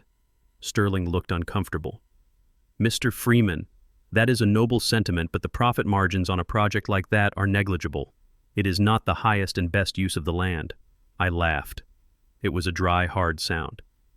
Profit margins, I asked. I am 70 years old. I have $8 million. I do not need more money. I need a legacy. I looked at Saul. Saul, fire these men. Saul smiled. It was the shark smile I had come to love. With pleasure, Caleb. Gentlemen, Saul said, standing up. You heard the client. Your services are no longer required. We will be hiring a new firm, one that specializes in sustainable social architecture. Please leave your visitor badges at the front desk. The developers gathered their papers and left muttering under their breath. They looked at me like I was insane. They did not understand. They saw land as a commodity. I saw land as a foundation. I sat back down. I looked at the empty chairs. We are going to build it, Saul, I said. And we are going to build it right. No cutting corners, no cheap materials. I want steel. I want brick. I want it to last 100 years. Saul nodded, writing in his notebook. We will call it the Freeman Complex, he suggested. No, I said. My name does not need to be on the door. I thought about the woman who had stood by me for 40 years. The woman who told me to save my money. The woman whose voice I heard in the snow telling me to get up. We will call it Viola's Haven, I said. Saul stopped writing. He looked at me over his glasses. That is a beautiful name, Caleb. We broke ground 2 months later. I was there every day. I wore my hard hat and my work boots. I checked the concrete mix. I checked the welds. I drove the contractors crazy, but they respected me because they knew I wasn't just a suit with a checkbook. I was one of them. I was a man who knew the difference between a load-bearing wall and a partition, and we were building something that mattered. The construction site was a symphony of noise and chaos. Cranes swung overhead, bulldozers pushed mountains of earth, and the skeleton of Viola's Haven began to rise from the frozen ground. But in the center of all that modern machinery and progress, there was one thing that did not move. One thing that stood defiant and ugly against the skyline. Boxcar number 804. The project manager. A young man named Davis approached me one morning. He held a clipboard and looked nervous. Mr. Freeman, he said, clearing his throat. About the train car. What about it, I asked. I was drinking coffee from my old tin cup watching the welders. Well, it is in the middle of the courtyard, Davis said. It is blocking the landscaping plan. We have a crane scheduled for Tuesday to haul it away to the scrapyard. I just need you to sign off on the removal. I turned slowly. I looked at Davis. Scrapyard, I repeated. Yes, sir. It is rusted out. It is an eyesore. We can clear it out in an hour. I looked at the boxcar. The red paint was peeling. The steel was dented. It looked like exactly what it was, a piece of industrial debris. But to me, it was the most beautiful building on earth. It was the womb that had birthed my new life. It was the shield that had protected me from the storm. Davis, I said, my voice low, that boxcar saved my life. Davis blinked, confused. Excuse me, sir. That metal box kept me from freezing to death, I said. It gave me shelter when my own son threw me out. It is not scrap. It is a monument. I walked over to the car. I ran my hand along the cold, rough steel. I remembered the nights huddled by the stove with Lucky. I remembered the taste of the rice and beans. I remembered the moment I found the deed in the floor. It stays, I said. But Sir Davis stammered. The aesthetic. It clashes with the modern design. Then change the design, I snapped. I do not want it moved, I continued. I want it reinforced. I want you to sandblast the rust but keep the dents, keep the scars, seal the steel, and then I want you to build around it. I outlined my vision in the air with my hands. Encase it in glass, I said. A glass cube, climate controlled. Put it right in the center of the atrium. It will be my office. It will be the heart of this complex. Davis looked at the train car, then at me. He started to see it. See. Like a museum piece, he said. No, I said. Like a reminder. We worked on it for weeks. We lifted the car onto a new concrete plinth. We built a structure of steel and tempered glass around it, protecting it from the elements while keeping it visible to the world. We polished the original wood floors inside. We kept the oil drum stove exactly where it was. We even framed the piece of cardboard I used to patch the window. When it was finished, it was breathtaking. The rugged, battered steel of the train car floated inside a pristine box of light. It was a collision of the past and the future. It was a statement. It said that you can be broken, you can be battered, you can be discarded, but you can still stand. I moved my desk inside. I sat in the same spot where I had slept on the floor. But now, instead of freezing darkness, I was surrounded by light. People would walk through the atrium, residents, staff, visitors. They would stop and look at the train car. They would read the plaque I had installed by the door, Boxcar 804. In the darkest winter, this iron shell proved that the human spirit is stronger than the cold. Never forget where you came from. Never forget what you survived. It became the symbol of Viola S. Haven. The veterans loved it. They understood it. They knew what it meant to find shelter in a foxhole. They would come and sit in the atrium and just look at it. It gave them hope. It told them that if this old piece of junk could become a palace, then maybe they could rebuild their lives too. It was my office, but it was also my church. It was where I made decisions. It was where I met with the city council. It was where I signed the checks. And every time I walked through those heavy sliding doors, I touched the metal, and I whispered a thank you.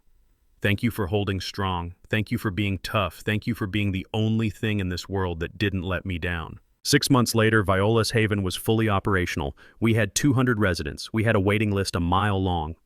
The city wanted to give me a medal. The mayor wanted a photo op. The newspapers called me a hero.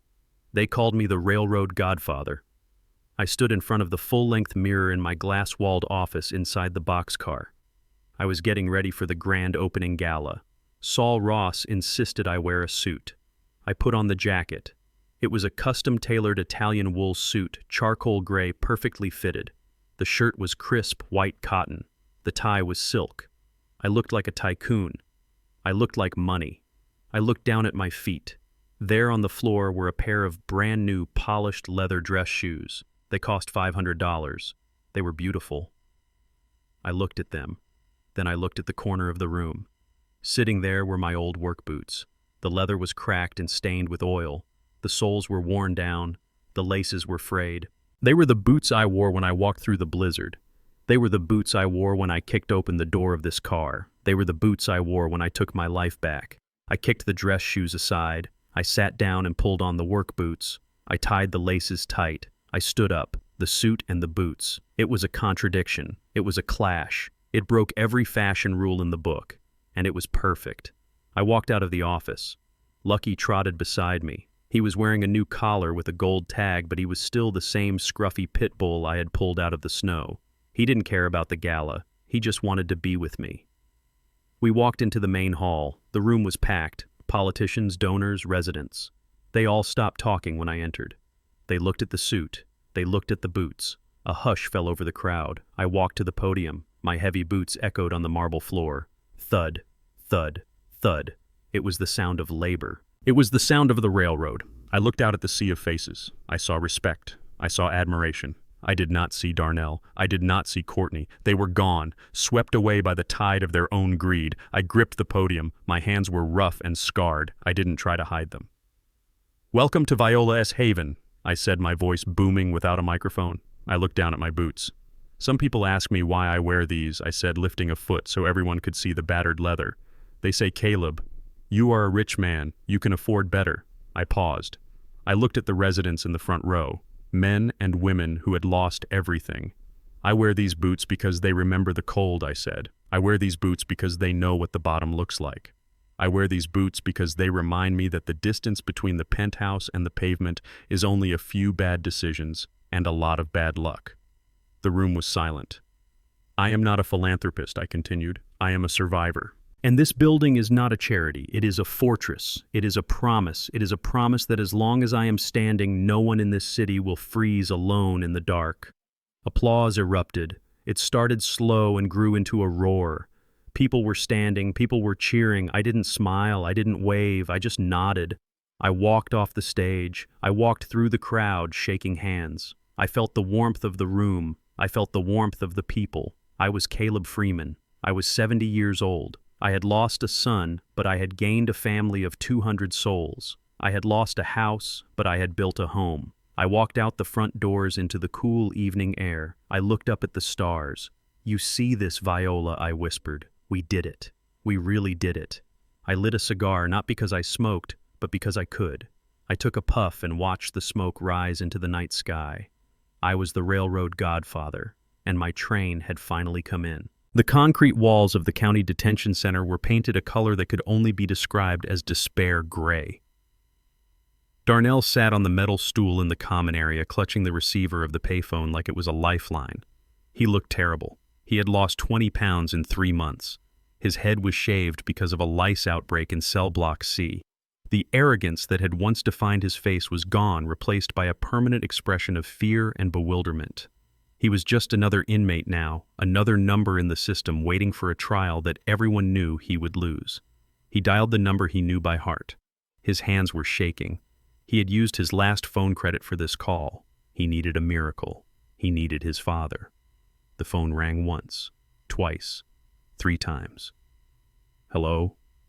The voice on the other end was deep, calm, and authoritative. It was the voice of a man who slept well at night. It was the voice of Caleb Freeman. "Dad. Dad, it is me," Darnell said, his voice cracking. "Please do not hang up. I only have 2 minutes." There was a silence on the line.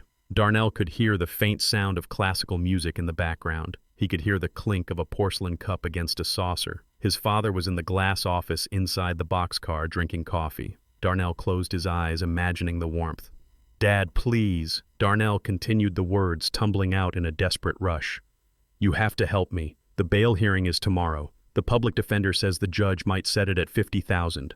I can get out, Dad. I just need you to post the bond. I will pay you back. I swear. I will work for you. I will sweep the floors at the complex. Just get me out of here. It is hell in here, Dad. I am scared." He waited for an answer. He waited for the father who had raised him to surface. He waited for the man who had sold his house to save him to do it one more time. "Caleb, are you there? Please say something."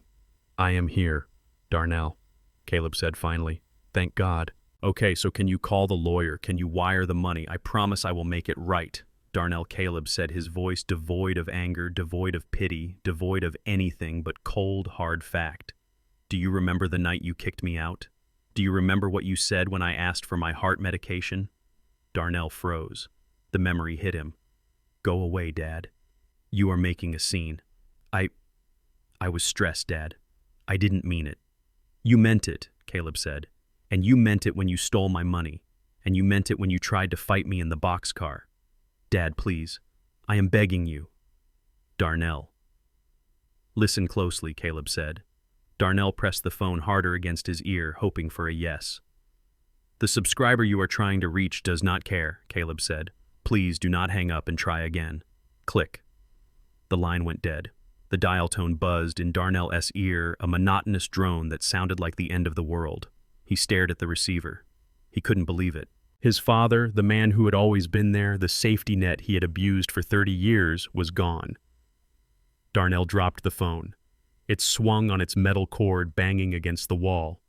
He sat there on the stool alone in a room full of criminals, realizing that for the first time in his life, he was truly and completely on his own. 5 miles away across the city, the lunch rush at Big Betty S. Diner was in full swing. The air was thick with the smell of burnt grease, stale coffee, and despair. Courtney wiped sweat from her forehead with the back of her hand, leaving a streak of grime across her face. Her blonde hair, which used to be perfectly styled in beach waves, was now pulled back in a frizzy ponytail held together by a rubber band. Her expensive manicures were a distant memory. Her fingernails were short, broken, and stained with ketchup and mustard. She wore a polyester uniform that was 2 sizes too big, stained with gravy and smelling of onions. She hated it. She hated the fabric against her skin. She hated the orthopedic shoes she had to wear because she was on her feet for 10 hours a day. She hated the customers who didn't tip. She hated her life. "Hey, you, more coffee over here." A man in a trucker hat snapped his fingers at her. Courtney flinched. 3 months ago, she would have had a man like that fired for looking at her wrong. Now she hurried over the pot of lukewarm coffee in her hand, forcing a smile that felt like a grimace. "Right away, sir," she said, pouring the black liquid into his mug. She turned to go back to the kitchen, her feet throbbing. As she passed booth 4, she heard a familiar laugh, a high tinkling sound like breaking glass. She froze. She knew that laugh. She turned her head slowly. Sitting in the booth were 3 women. They were dressed in designer athleisure wear, their hair perfect, their makeup flawless. They were looking at photos on a phone, laughing and drinking diet sodas. It was Tiffany, Jessica, and Amber, her best friends, the women she had gone to the spa with, the women she had bragged to about the new house and the BMW. Courtney felt a wave of nausea. She wanted to run. She wanted to hide in the walk-in freezer, but she couldn't. It was her section. She took a deep breath. Maybe they wouldn't recognize her. Maybe the uniform and the lack of makeup were a good enough disguise. She approached the table, her heart hammering against her ribs. "Can I get you ladies anything else?" she asked, keeping her head down, her voice low. Tiffany looked up. Her smile faded. Her eyes narrowed. She tilted her head to the side, examining Courtney like she was a specimen in a jar. "Oh my God," Tiffany whispered. "Courtney." The other 2 women looked up, their jaws dropped. They took in the uniform, the stains, the broken nails. Courtney, Jessica gasped. "Is that you? What are you doing here? I work here." Courtney stammered, her face burning. But I thought you guys were rich," Amber said, confused. "You said Darnell made a killing in crypto. You said you were buying a vacation home in Aspen." Courtney gripped her tray so hard her knuckles turned white. It was all a lie. The whole life was a lie. "Things changed," she whispered. "We had some setbacks." "Setbacks?" Tiffany laughed, cruel and sharp. "Honey, you are serving burgers at a truck stop. That is not a setback. That is a collapse. Did Darnell leave you?" Jessica asked, leaning in with morbid curiosity. "Did he run off with the money?" "No," Courtney said, tears stinging her eyes. He is away. Legal issues." "Oh, wow," Amber said, recoiling slightly as if poverty were contagious. "That is so sad. And to think you were just telling us how pathetic your father-in-law was. Karma is a bitch, isn't it?" They looked at each other and giggled. It wasn't friendly laughter. It was the laughter of sharks sensing blood in the water. They were enjoying this. They were feasting on her humiliation. Courtney felt a single tear roll down her cheek, cutting through the grease. "Can I take your order?" she whispered. Tiffany waved a hand dismissively. "Just the check, hon. I think we lost our appetites. The smell in here is a little overwhelming." She threw a crumpled $5 bill on the table. "Keep the change," she said, smirking. "You look like you need it more than we do. Buy some soap." They slid out of the booth, giggling, grabbing their expensive handbags. They walked out of the diner, leaving Courtney standing there in her stained uniform, clutching a dirty tray, the $5 bill mocking her from the table. She watched them get into a white Range Rover in the parking lot. It was the car she used to want. Now it was a spaceship taking them back to a planet she had been exiled from. Courtney went to the back alley by the dumpsters. She sank down onto a milk crate and wept. She cried for the BMW. She cried for the house. She cried for the person she used to be. But mostly she cried because she knew deep down that Tiffany was right. Karma was real. And it had found her. 2 hours later, the dinner rush began. The door chimes didn't stop ringing. Courtney was running on autopilot, moving from table to table, pouring drinks, taking orders, wiping down spills. She was exhausted. Her mind was blank. Then the door opened again. A cold draft swept through the diner, carrying the scent of fresh snow. "Table for 3, a deep voice said. Courtney stopped. She knew that voice. It was a voice she had heard in her nightmares for 3 months, a voice that had banished her into the blizzard. She turned slowly. Standing at the hostess station was Caleb Freeman. He looked different. He wasn't wearing the dirty coveralls. He wasn't wearing the old flannel shirt. He was wearing a charcoal gray wool coat over a crisp white shirt and a dark vest. He looked distinguished. He looked powerful. He looked like the owner of the place. With him were 2 men in suits holding blueprints, architects, or maybe city planners. They were listening to him with rapt attention. Courtney felt her knees go weak. She wanted to disappear. She wanted the floor to open up and swallow her whole. The hostess, a teenager named Sarah, grabbed 3 menus. "Right this way, gentlemen." Sarah chirped, leading them to the best booth in the house. The booth by the window, Courtney S. section. "No," Courtney whispered. "Please, no." But Sarah seated them and walked away, leaving the menus on the table. Courtney stood in the kitchen doorway, trembling. She couldn't do it. She couldn't serve him. It was too much. Courtney, the manager, shouted from the grill, "Table 6 needs water. Move it." She flinched. She had no choice. If she lost this job, she would be on the street. She grabbed the water pitcher. Her hands were shaking so bad the ice rattled against the plastic. She walked toward table 6. She kept her head down, staring at her shoes. She prayed he wouldn't recognize her. She prayed he wouldn't see the woman who had called him a burden. She reached the table. She started to pour water into the first glass. "Here you go," she mumbled. One of the men in suits looked up. "Thank you, miss." She moved to the second glass, then the third, Caleb S. glass. She poured. She saw his hand resting on the table. It was rough-scarred, calloused. But on his wrist was a nice watch, a simple, elegant timepiece. She looked up. She couldn't help herself. Their eyes met. Caleb looked at her. His expression didn't change. He didn't look surprised. He didn't look angry. He looked at her with a calm, detached recognition, like he was looking at a piece of furniture he used to own but had thrown away years ago. "Courtney," he said simply. The sound of her name on his lips broke her. Her hand jerked. The pitcher slipped from her sweat-slicked fingers. It hit the table with a loud crash. Ice water exploded everywhere, soaking the tablecloth, splashing onto the blueprints, drenching Caleb's sleeve. The plastic pitcher bounced and hit the floor, cracking loudly. The entire diner went silent. Everyone turned to look. "Oh my God," Courtney gasped. "I am so sorry. I am so sorry." She grabbed a rag from her apron and started frantically wiping the table, smearing the water, making it worse. She was dabbing at Caleb's coat, shaking, crying. "I didn't mean to. Please don't fire me. I need this job." The manager was already storming over, his face red. "What is going on here?" he shouted. "Courtney, you clumsy idiot, look at this mess." He turned to Caleb. "Sir, I am so sorry. This waitress is incompetent. I will handle this immediately. She is fired. Get out, Courtney. Get your stuff and go." Courtney sobbed. "No, please. I have nowhere to go. Please." Caleb raised a hand. "Stop," he said. His voice was not loud, but it commanded instant silence. He stood up. He brushed the water from his sleeve calmly. He looked at the manager. "It was an accident," Caleb said. "The pitcher was slippery. She did not mean to do it. Do not fire her." The manager blinked, confused. "But sir, she ruined your—" "It is just water," Caleb interrupted. "It dries." He looked at Courtney. She was frozen, the rag clutched in her hand, tears streaming down her face, ruining her makeup just like that night in the boxcar. She looked pitiful. She looked small. Caleb reached into his coat pocket. He pulled out a leather wallet. He opened it. He pulled out a single crisp $100 bill. Benjamin Franklin stared back at her. He placed the bill on the wet table right in front of Courtney. Then he took a pen from his pocket. He grabbed a paper napkin. He wrote something on it. He placed the napkin on top of the money. "Keep the change," Caleb said. He signaled to his partners. "Gentlemen, I think we will take our business elsewhere. The service here is a little unsteady." He walked past Courtney. He didn't look back. He walked out of the diner, the bell chiming cheerfully behind him, leaving a wake of silence and expensive cologne. Courtney stood there staring at the table. Her hands were shaking so hard she could barely pick up the napkin. She lifted it. The ink was slightly blurred by a drop of water, but the message was clear. It was written in Caleb S. neat block lettering, the handwriting of an engineer. "Buy a warm coat.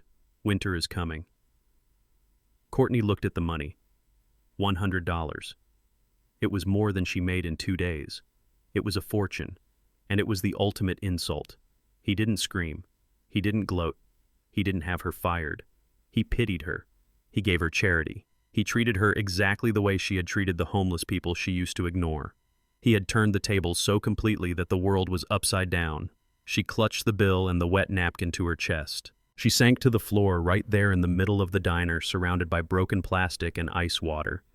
And she cried. She cried for the coat she didn't buy. She cried for the winter that was never going to end. And somewhere out in the city, Caleb Freeman walked into the sunlight, a king who had dispensed justice with a $100 bill and a single, devastating sentence. The ribbon was red silk. It stretched across the grand entrance of the building like a finish line. But for me, it was not an end. It was a beginning.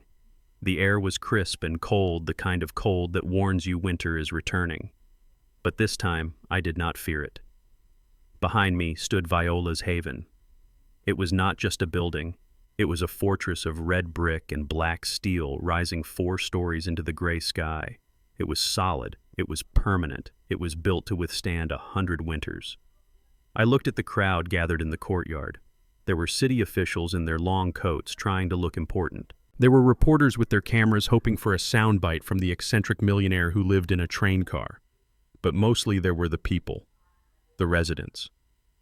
I saw Mr. Henderson, a Vietnam veteran who had been sleeping under the I-94 overpass for 3 years. He was wearing a clean suit now. He was standing tall, his hand saluting the flag. I saw Mrs. Higgins, a retired teacher who lost her pension and her home in the crash. She was holding a bouquet of flowers, smiling with a dignity that brought tears to my eyes. They were my people. They were the discarded, the forgotten, the burdens. And today, they were coming home. Saul Ross stood beside me, holding a pair of oversized ceremonial scissors. He looked impeccable as always, his breath fogging in the air. "It is time, Caleb," he whispered. "The mayor is waiting." I took the scissors. They felt light in my calloused hands. I looked down at Lucky. He was sitting at my feet wearing a custom-made thermal vest with the Viola S. Haven logo embroidered on the side. He had gained 15 pounds. His coat was shiny and thick. The limp was gone. He looked up at me, his tail thumping against the pavement. He knew we had won. I stepped to the microphone. The crowd went silent. The wind rustled the dead leaves on the pavement, a whisper of the coming snow. My wife Viola always said that a house is made of walls, but a home is made of love. I said, my voice echoing off the brick facade. She never got to see this. She never got to see the wealth. But she built the foundation. She taught me that you do not measure a man by his wallet. You measure him by his character. I paused, looking at the faces in the front row. This building is for her, I continued. And it is for you. It is for everyone who has ever been told they are not enough. It is for everyone who has ever been locked out in the cold. You are safe now. The storm can rage all it wants, but it will never get inside these walls. I raised the scissors. The cameras flashed blinding white light. I dedicate this sanctuary to the memory of Viola Freeman and to the spirit of survival. Snip! The red ribbon fell to the ground. The crowd erupted. Cheers, applause, tears. The doors swung open, revealing the warm golden light of the lobby. The smell of fresh coffee and baking bread wafted out, welcoming them in. I watched them file inside. I watched Mr. Henderson walk through the doors, his head held high. I watched Mrs. Higgins dab her eyes. I watched them claim their dignity. I did not go in immediately. I stayed outside, letting the cold air bite my cheeks one last time. I wanted to remember. I wanted to feel the contrast. Because you cannot appreciate the warmth until you have felt the freeze. Lucky nudged my hand with his wet nose. I scratched behind his ears. "We did good, boy," I whispered. "We did good." He barked a happy sound that was lost in the applause. But I heard it. It was the sound of a promise kept. I walked away from the celebration, leaving the politicians and the press to their champagne. I needed a moment. I needed to talk to the ghosts. I walked to the edge of the property where the new landscaping met the old rusted tracks of the spur line. The snow had started to fall, lightly dusting the black iron ties. These were the tracks that brought me here. These were the tracks that carried the steel that built this city, and they were the tracks that saved my life. I stood there looking down the line. It stretched into the distance, disappearing into the gray horizon. It was a lifeline, a vein of iron connecting the past to the present. I thought about the night I walked down these tracks. I was broken. I was dying. I was a father who had been thrown away by his own son. I remembered the rage that fueled my steps.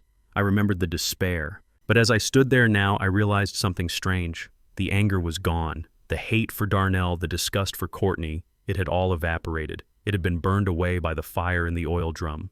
It had been washed away by the work. They had tried to destroy me. They had tried to bury me. But they didn't know that I was a seed. The storm didn't kill me. It forged me. It stripped away the softness. It stripped away the illusions. It forced me to see the world as it really is.